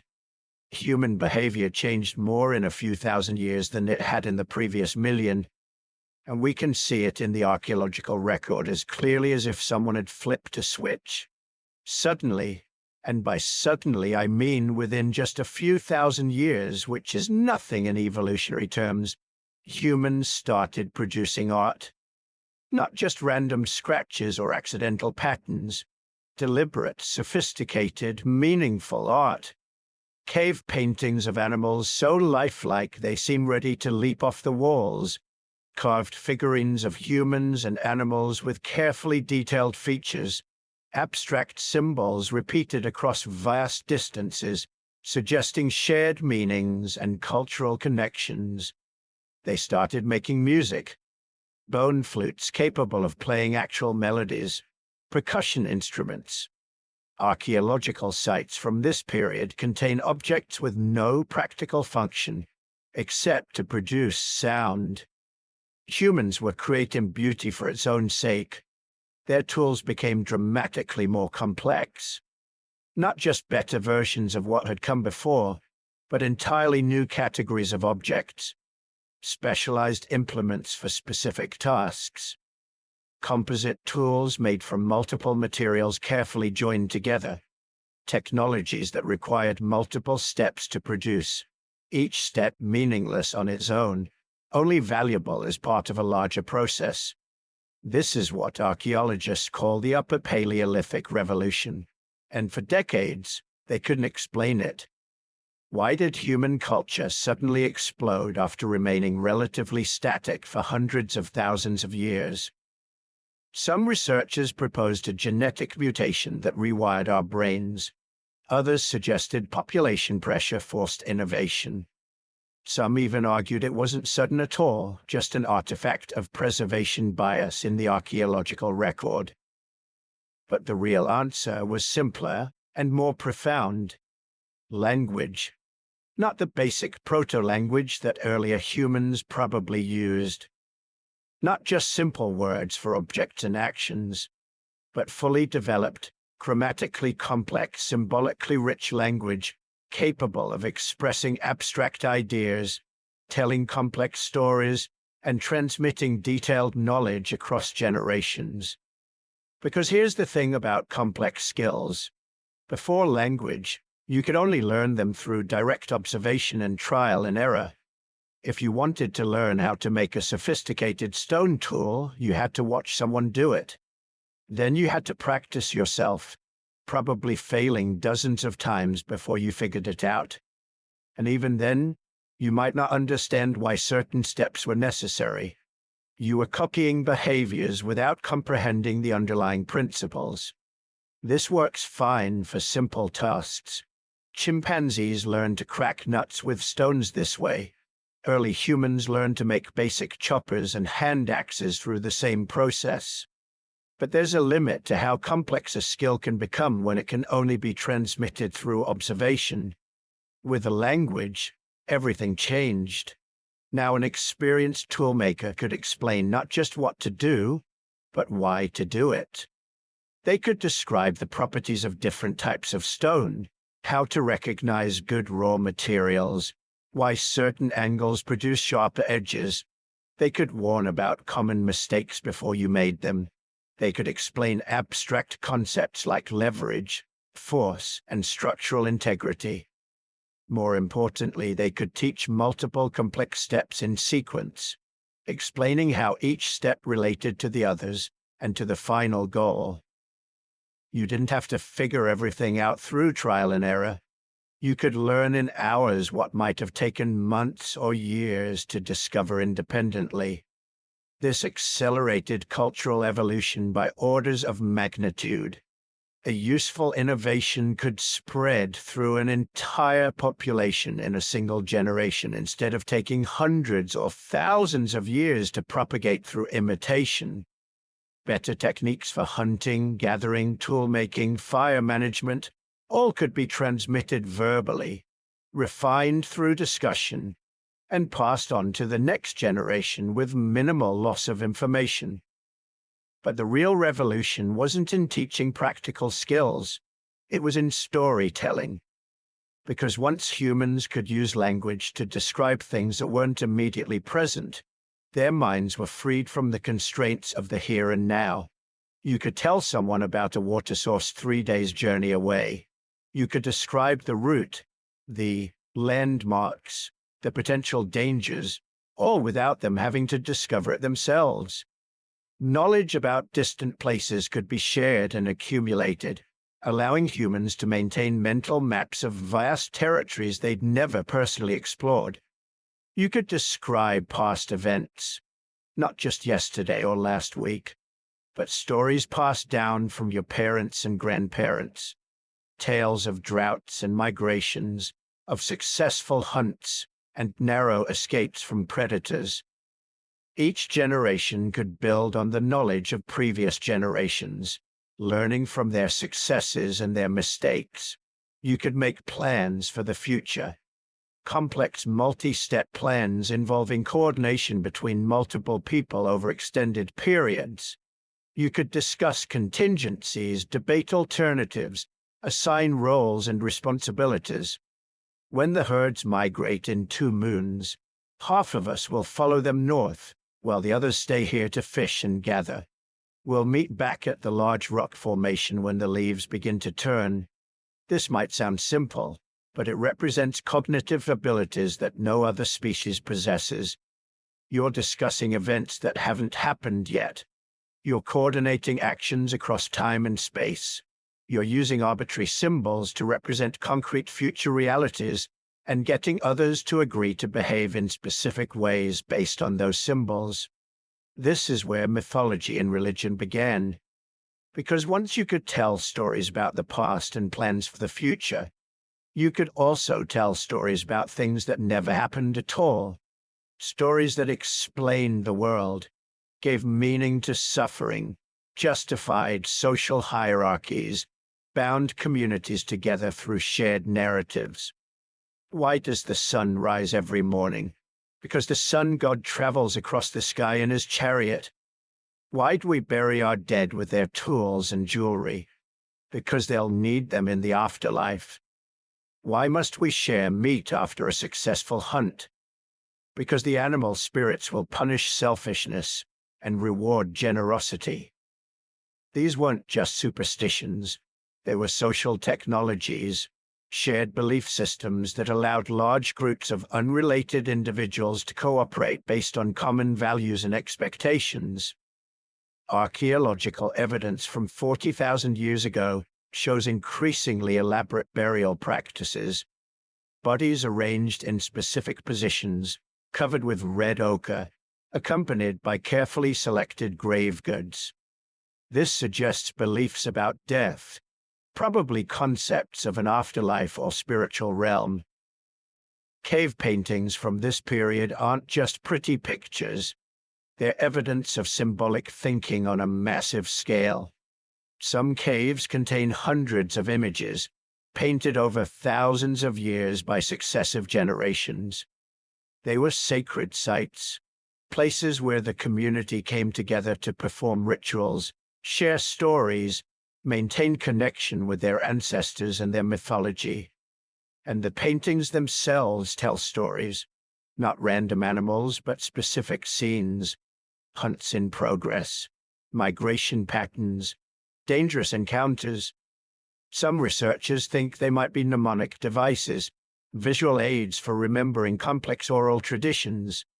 The paintings triggered detailed stories that elders would tell, passing down knowledge about animal behavior, hunting strategies, seasonal patterns. Language also enabled the development of truly cumulative culture. This is the process by which innovations build on previous innovations, creating an accelerating cycle of improvement. A hunter figures out that you can throw a spear farther with the spear thrower. Someone else realizes you can make the spear thrower more effective by adjusting its length and adding a weight. Another person discovers that specific types of wood work better. Each generation makes small refinements, and within a few thousand years, you've gone from hand-thrown spears to sophisticated projectile weapon systems that multiply human hunting effectiveness many times over. Without language, this cumulative process would be impossibly slow. Innovations would have to be observed, practiced, perfected, and passed on through demonstration alone. Most improvements would be lost when the innovator died. With language, knowledge could be preserved, discussed, debated, refined, and transmitted with high fidelity across generations. This created what researchers call a ratchet effect. Cultural complexity could only increase, never decrease, because each generation inherited all the knowledge of previous generations and added their own innovations on top. Over thousands of years, this led to exponentially increasing technological and social complexity. Language also allowed humans to discuss abstract concepts that had no physical referent. Time itself became a topic of conversation, not just now and not now, but past, present, and future as distinct categories. Yesterday, last week, last year, before I was born, tomorrow, next month, next year, after I die.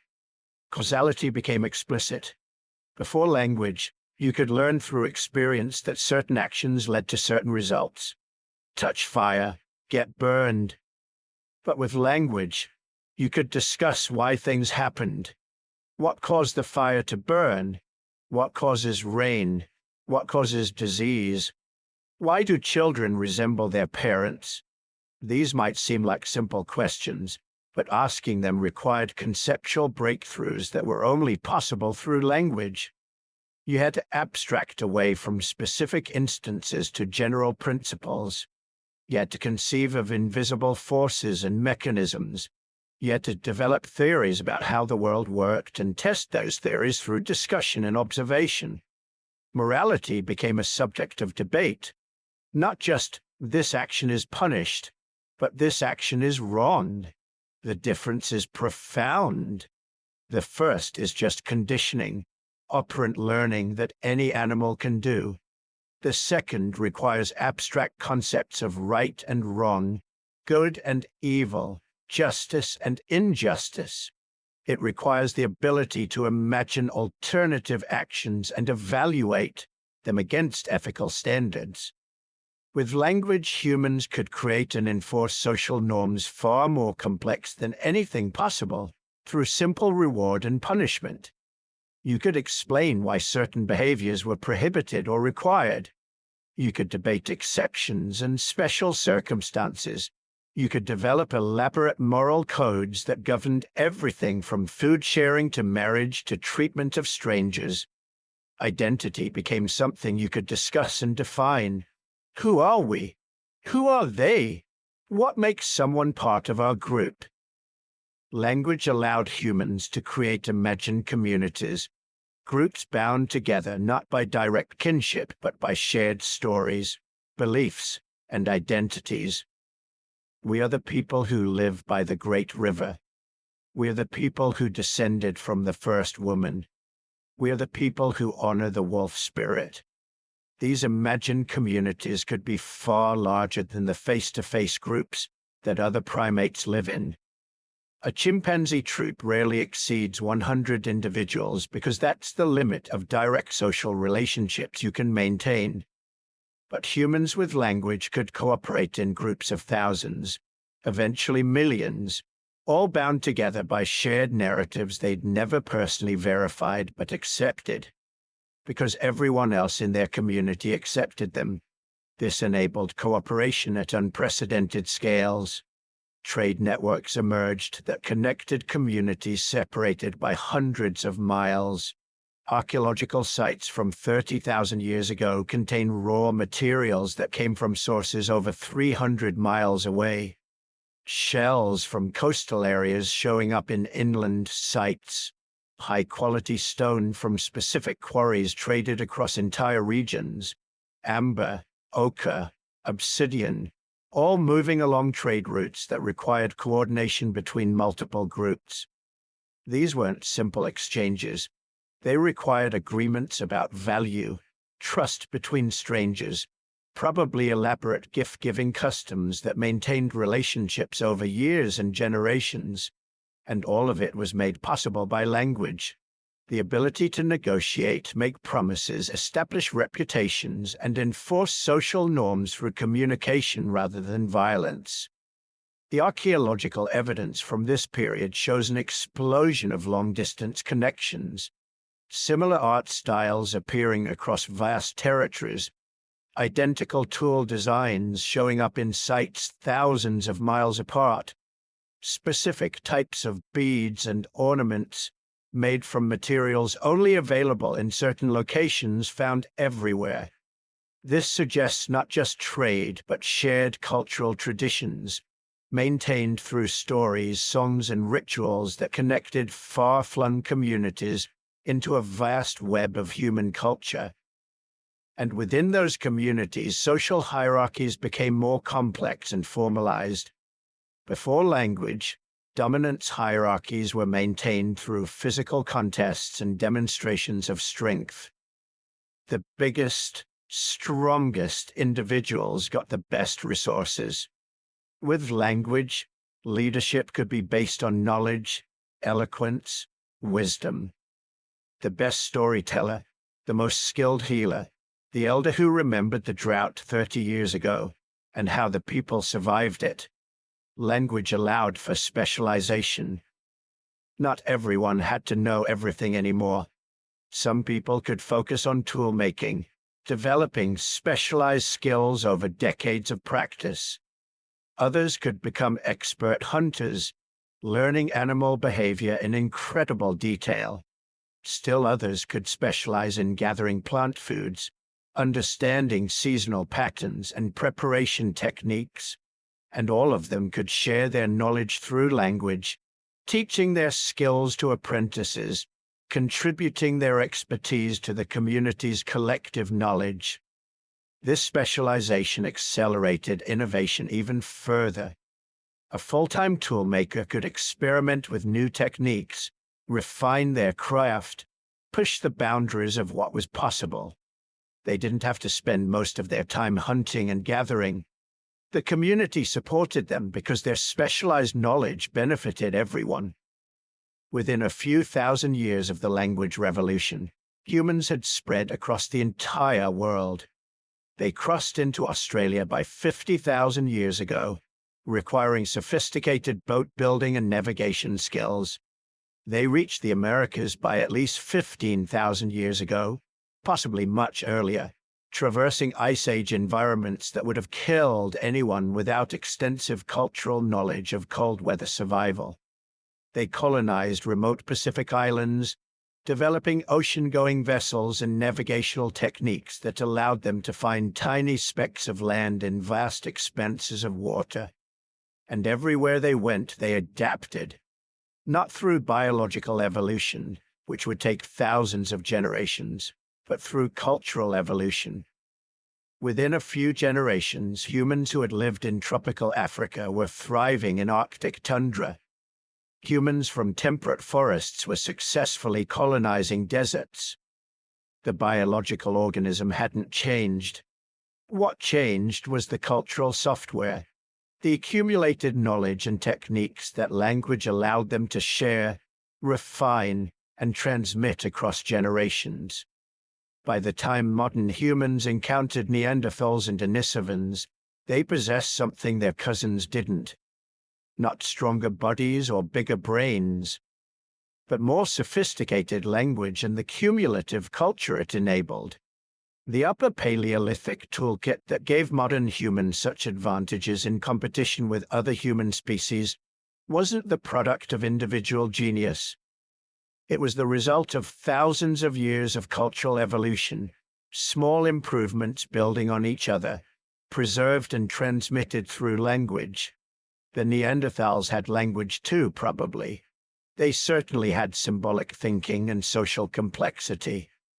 But something about modern human language was more powerful, more flexible, more capable of transmitting complex information across generations. Maybe our syntax was more sophisticated. Maybe we had larger vocabularies. Maybe we were better at teaching through verbal instruction. We'll never know exactly what the difference was, but we know the results. Within 20,000 years of developing fully modern language, humans had spread across 6 continents, survived in every climate zone on Earth, and accumulated cultural knowledge so extensive that individuals spent years learning the basics of their society's collective wisdom. Language hadn't just changed how humans communicated, it had transformed what humans were.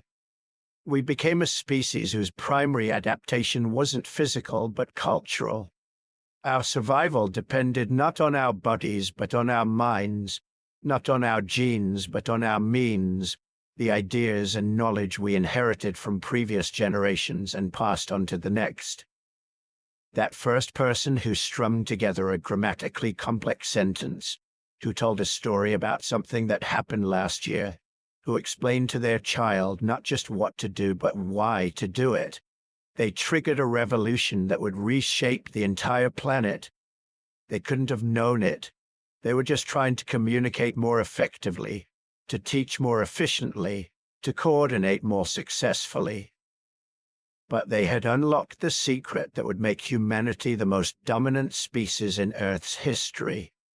Not strength or speed or physical adaptation, but the ability to accumulate and transmit knowledge through symbolic communication. The ability to build on the discoveries of ancestors long dead, to share insights across vast distances, to coordinate actions among millions of people who would never meet. Language made us human, and everything that came after, every achievement of our species from the first cities to the space age, was built on that foundation. Here's the uncomfortable question that archaeologists debated for decades. Did Neanderthals have language? Not simple communication. Every primate has that. Chimps scream warnings, bonobos gesture for food, even prairie dogs have different alarm calls for different predators. No. The real question is whether Neanderthals had what we have, full symbolic language, the ability to describe things that aren't present, to plan for events weeks in the future, to tell stories about the past, to explain abstract concepts, to lie. Because here's the thing, Neanderthals were incredible. They survived Ice Age Europe for over 300,000 years. They buried their dead with apparent ritual. They created jewelry from eagle talons. They may have created cave art. Some sites in Spain show red ochre paintings that might be Neanderthal in origin, though that's still disputed. They had culture, sophisticated tool-making, probably some form of religion or spiritual belief, so they must have had language, right? The evidence is maddeningly ambiguous. Let's start with anatomy. When researchers analyzed Neanderthal skulls and reconstructed their vocal tracts, they found something surprising. Neanderthals could probably produce most of the sounds modern humans make. Their hyoid bones, the little horseshoe-shaped bones that anchor the tongue, were positioned similarly to ours. Their ear bones suggest they could hear the full range of human speech frequencies. Then came the genetic bombshell. In 2007, researchers successfully extracted and sequenced the FOXP2 gene from Neanderthal remains. Remember FOXP2? The gene we talked about earlier that's crucial for speech and language processing. Neanderthals had almost the exact same version we do, the same mutations that distinguish human FOXP2 from chimp FOXP2. They inherited it from our common ancestor, probably that population that survived the bottleneck. This seemed to settle the question. If they had the anatomy and the genes, they must have had language. But then researchers started looking more carefully at the archaeological evidence, and they found something strange. Neanderthal culture was remarkably static. Yes, they made sophisticated tools, but those tools barely changed over hundreds of thousands of years. The Mysterian tool industry that Neanderthals used 200,000 years ago looks almost identical to tools from 40,000 years ago. There's refinement, sure, slight improvements, but nothing like the explosive technological innovation that modern humans showed. When modern humans appeared, tool technology transformed every few thousand years. New designs, new techniques, rapid adaptation to different environments. The Upper Paleolithic toolkit we talked about earlier. Modern humans went from basic stone tools to spear throwers, fishhooks, bone needles, and sophisticated blade production in less than 20,000 years. Neanderthals had hundreds of thousands of years and barely changed their basic toolkit. This is weird, really weird, because one of the key functions of language is transmitting complex information across generations. If you can describe a technique verbally, you can teach it much faster than through simple demonstration. You can explain the reasoning behind the technique. You can pass on innovations efficiently. Cultural stagnation suggests something was missing from Neanderthal communication. Not absent entirely, but limited somehow. Some researchers think Neanderthals had what linguists call proto-language, communication that's more sophisticated than animal calls but less flexible than full human language. Think of it like this. They could probably coordinate hunts with specific signals. They could identify resources and dangers. They could communicate about the immediate environment and near-future plans. But they might have lacked what linguists call displacement, the ability to talk about things that aren't physically present. Past events, future possibilities, hypothetical situations, abstract concepts. This might sound like a small limitation, but it's absolutely huge. Displacement is what lets humans plan complex activities far in advance.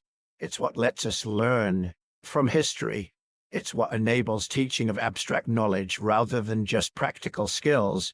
It's what makes storytelling possible. Without full displacement, Neanderthals would have been limited to learning primarily through direct observation and practice. Each generation would have to rediscover or slowly refine techniques, rather than building rapidly on previous innovations. This would explain the cultural stagnation. It would also explain something else that puzzles researchers: group size. Archaeological evidence suggests Neanderthal groups were small, really small, maybe 10 to 15 individuals typically.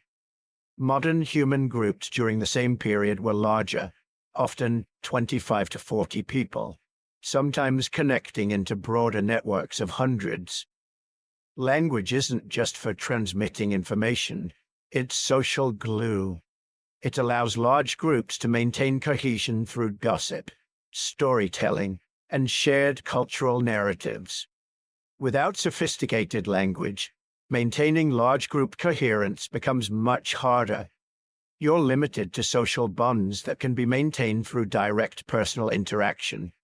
Smaller groups mean smaller knowledge bases, fewer innovations, less specialization. If you've only got 15 people, everyone has to be a generalist. You can't afford to have specialists in tool-making, hunting techniques, plant knowledge, and ritual practice.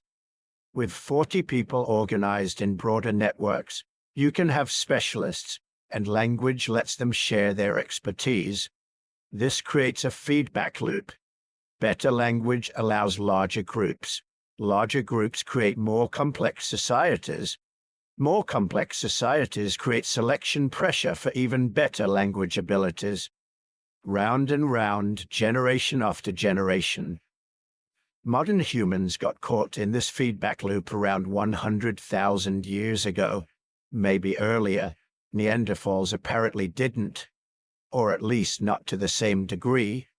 But here's where it gets really interesting. Remember the interbreeding? Modern humans and Neanderthals produced fertile offspring together. We know this because Neanderthal DNA is woven throughout modern non-African genomes. Those hybrid children survived, reproduced, passed on their mixed heritage. This tells us something profound. Neanderthals and modern humans could communicate well enough to form relationships, well enough to cooperate in raising children, well enough to integrate into each other's social groups, at least sometimes.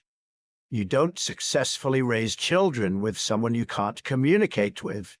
You don't form lasting bonds across a language barrier that's completely unbridgeable.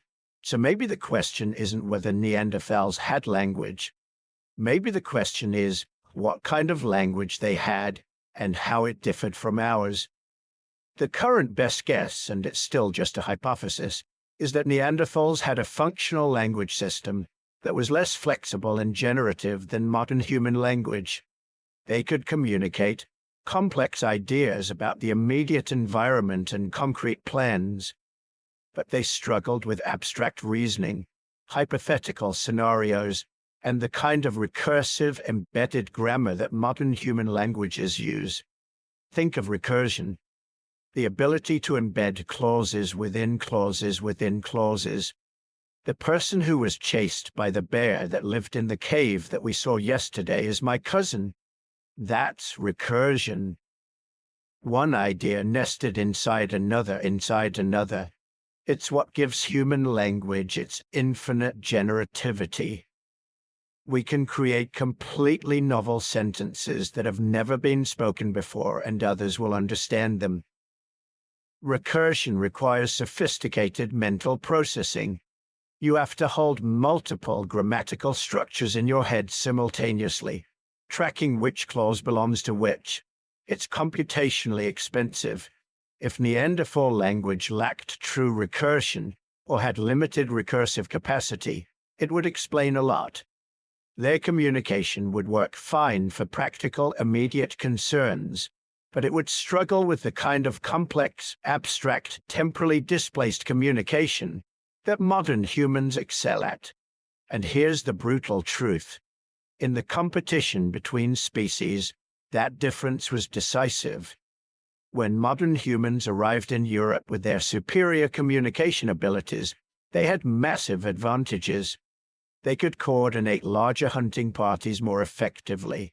They could plan more complex strategies. They could share knowledge across broader networks. They could adapt faster to changing conditions because they could discuss abstract possibilities and make group decisions about future actions. Most importantly, they could maintain cultural innovations across generations. When a modern human figured out a better way to make a spear point, she could explain the reasoning behind it. Future generations didn't just copy the technique. They understood the principles and could innovate further. Neanderthals, locked into more concrete, immediate communication, were slower to innovate. Each improvement had to be discovered, demonstrated, and laboriously taught through observation. Knowledge was fragile, easily lost when key individuals died. Over thousands of years, this small difference compounded into an insurmountable advantage. Modern humans didn't exterminate Neanderthals through warfare. The evidence doesn't support genocide. Instead, they outcompeted them through demographic expansion, enabled by superior information sharing. The same thing probably happened with Denisovans in Asia. We know even less about Denisovan communication abilities, but the pattern is similar. Initial coexistence, some interbreeding, then gradual replacement as modern human populations expanded. By 30,000 years ago, modern humans were the last human species standing. Not because we were stronger. Neanderthals were more robust. Not because we had bigger brains. Neanderthal brains were slightly larger on average. We survived because we could talk about things that weren't there. We could plan for futures that hadn't happened yet. We could learn from pasts we never experienced. We could imagine possibilities and coordinate group action to make them real. And then something even more remarkable happened.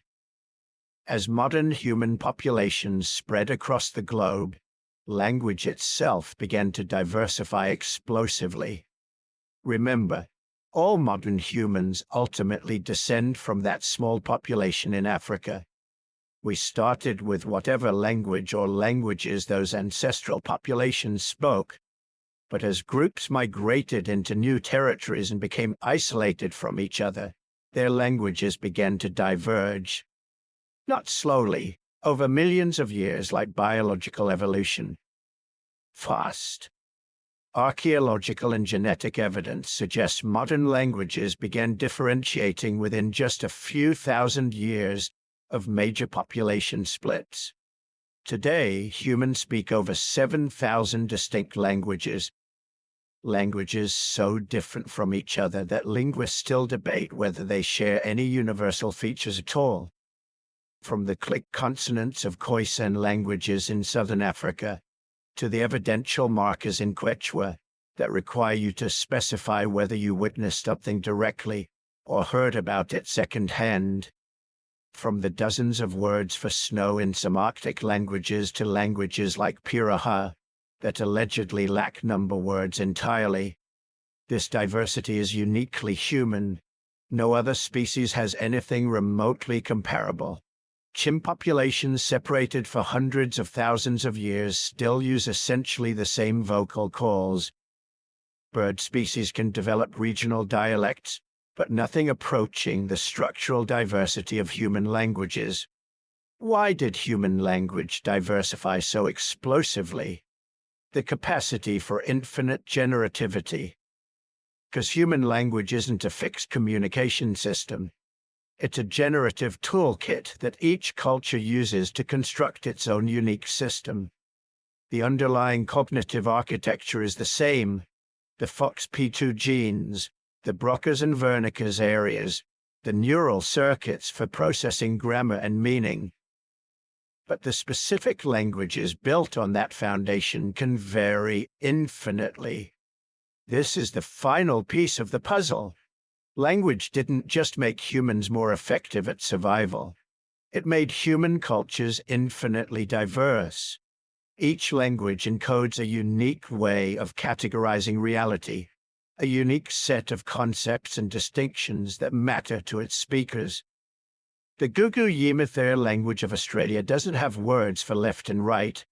Instead, speakers use absolute directions: north, south, east, west. The Gugu Yimithir speaker doesn't say, "The cup is to the left of the plate."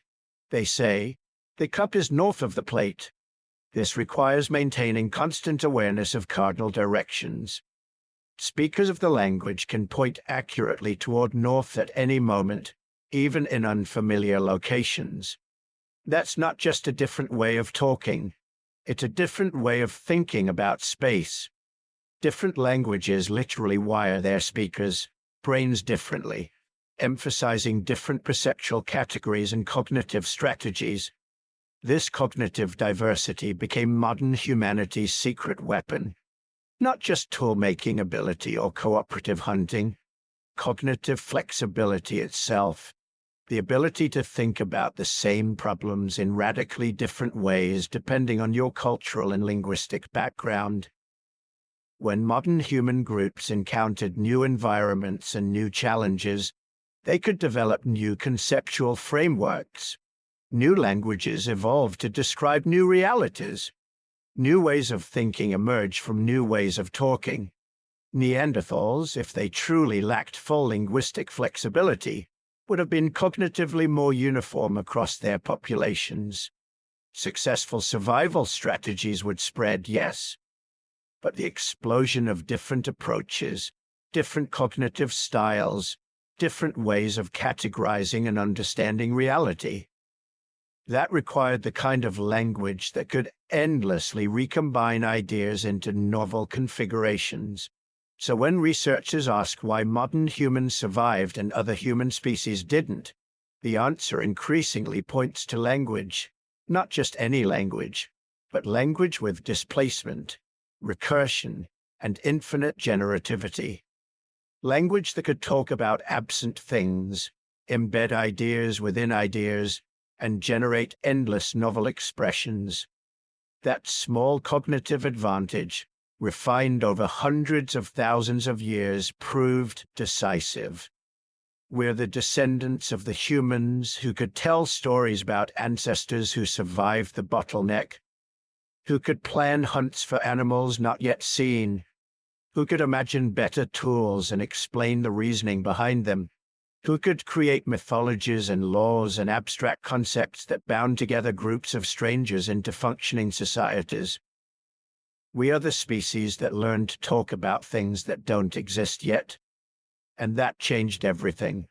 So here we are, at the end of a journey that spans millions of years, from silent gesture-making hominins moving through African forests to modern humans capable of discussing quantum physics, writing poetry, and recording videos about the origins of language itself. Think about what we've covered.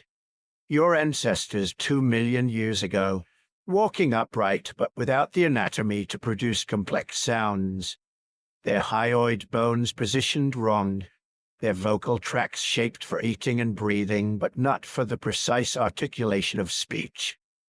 They communicated, sure, but through grunts, gestures, maybe a few dozen distinct sounds.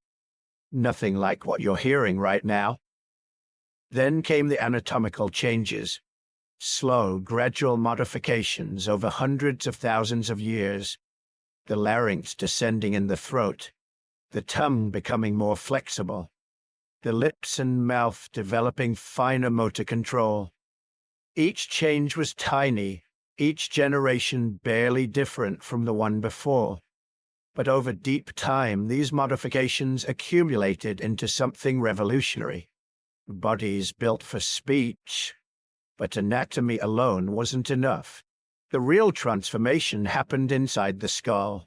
Neural pathways rewiring, Broca's area developing in the left frontal lobe for speech production, Wernicke's area emerging in the temporal lobe for language comprehension, the arcuate fasciculus connecting them, all coordinated by expansions in the prefrontal cortex capable of handling the massive computational load of grammar, syntax, and meaning. This wasn't just evolution adding a new feature. This was the human brain fundamentally reorganizing itself to support something that had never existed before in the history of life on Earth. True symbolic language, the ability to use arbitrary sounds to represent abstract concepts, to string those sounds together according to complex rules to create infinite combinations of meaning. And it probably started with gestures combined with sounds. Not speech suddenly appearing fully formed, but a gradual integration of visual and auditory communication. Your ancestors pointing while vocalizing, using hand shapes and mouth movements together. Slowly, over thousands of generations, the vocal component became more important until it could stand alone, until words themselves carried meaning without the need for accompanying gestures.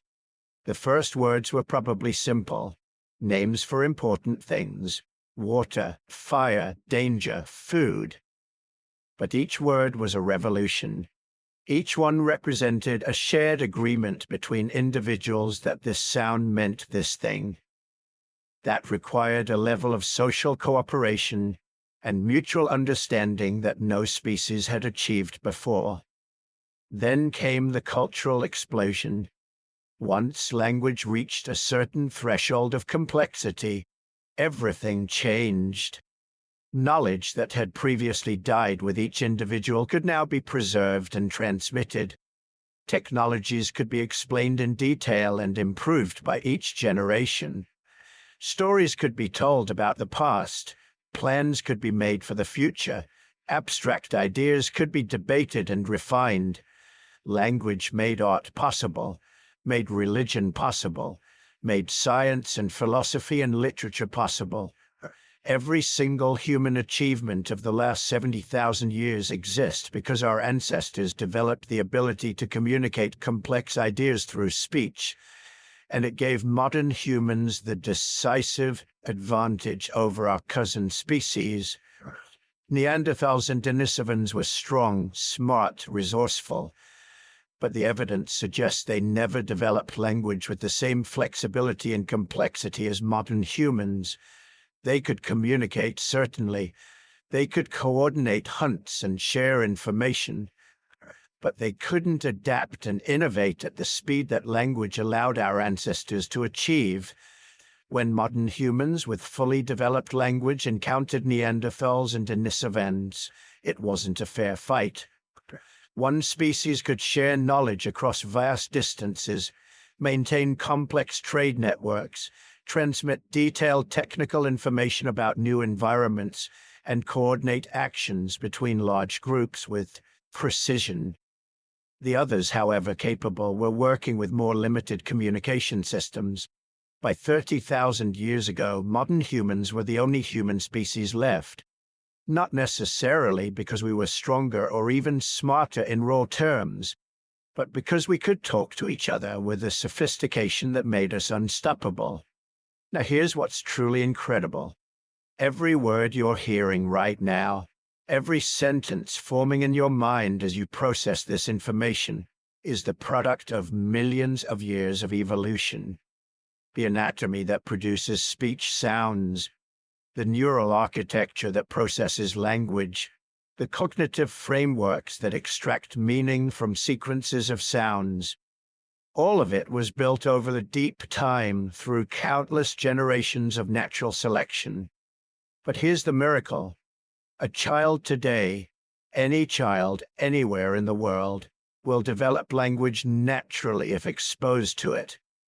What took millions of years to evolve is acquired effortlessly in just a few years of childhood. By age 3, most children have mastered the basic grammar of their native language. By age 5, they're producing complex sentences they've never heard before, combining words in novel ways to express new ideas. They don't need to be taught the rules explicitly. They don't need grammar lessons or vocabulary drills. They just need to hear language being used, and their brains, shaped by millions of years of evolution, figure out the patterns automatically. This is your inheritance, the ability to speak, to understand, to use language to share your inner mental world with others. It's the most sophisticated biological adaptation in the history of life on Earth, and you carry it in your neural circuits like your ancestors carried it in theirs. Every conversation you have echoes that first conversation between ancient humans who discovered they could share complex thoughts through sounds. Every word you speak connects you to millions of years of evolution, and to every human who has ever lived. We are all participants in this ancient invention, all beneficiaries of the genetic and neural changes that made language possible, all descendants of those survivors who made it through the bottleneck and then developed the communication system that would allow their offspring to inherit the Earth. Language is humanity's ultimate invention because it made all other inventions possible. Every tool, every technology, every work of art, every scientific discovery exists because humans could talk to each other, could share ideas, could build on the knowledge of previous generations, and you're part of that chain right now. Listening to words that represent ideas about events that happened millions of years ago. Your brain is effortlessly decoding sequences of sounds or written symbols and reconstructing meaning from them. This is the ancient gift in action. Before you drift off to sleep tonight, I want you to do something for me. Leave a comment below about where you're listening from. What part of the world are you in? It doesn't matter if it's New York or Tokyo or a small village somewhere. What matters is that wherever you are, whatever language you speak natively, we're all connected through this ancient adaptation. We're all beneficiaries of that first conversation. And if you enjoyed this journey through the origins of language, hit that like button and subscribe for more history content that helps you sleep while expanding your mind. Now, as you close your eyes, think about this. Somewhere, probably in Africa, hundreds of thousands of years ago. Two of your ancestors had a conversation. Maybe they were planning a hunt. Maybe they were sharing a story about something that had happened. Maybe they were just talking about the weather. But in that moment, they were using one of the most sophisticated abilities in the natural world. An ability that had taken millions of years to evolve. An ability that would change everything. And tonight, that same ability lives in you. Ancient, powerful, connecting you to every human who has ever spoken and every human yet to be born. Rest well, knowing you carry the echo of that first conversation in every word you'll speak tomorrow.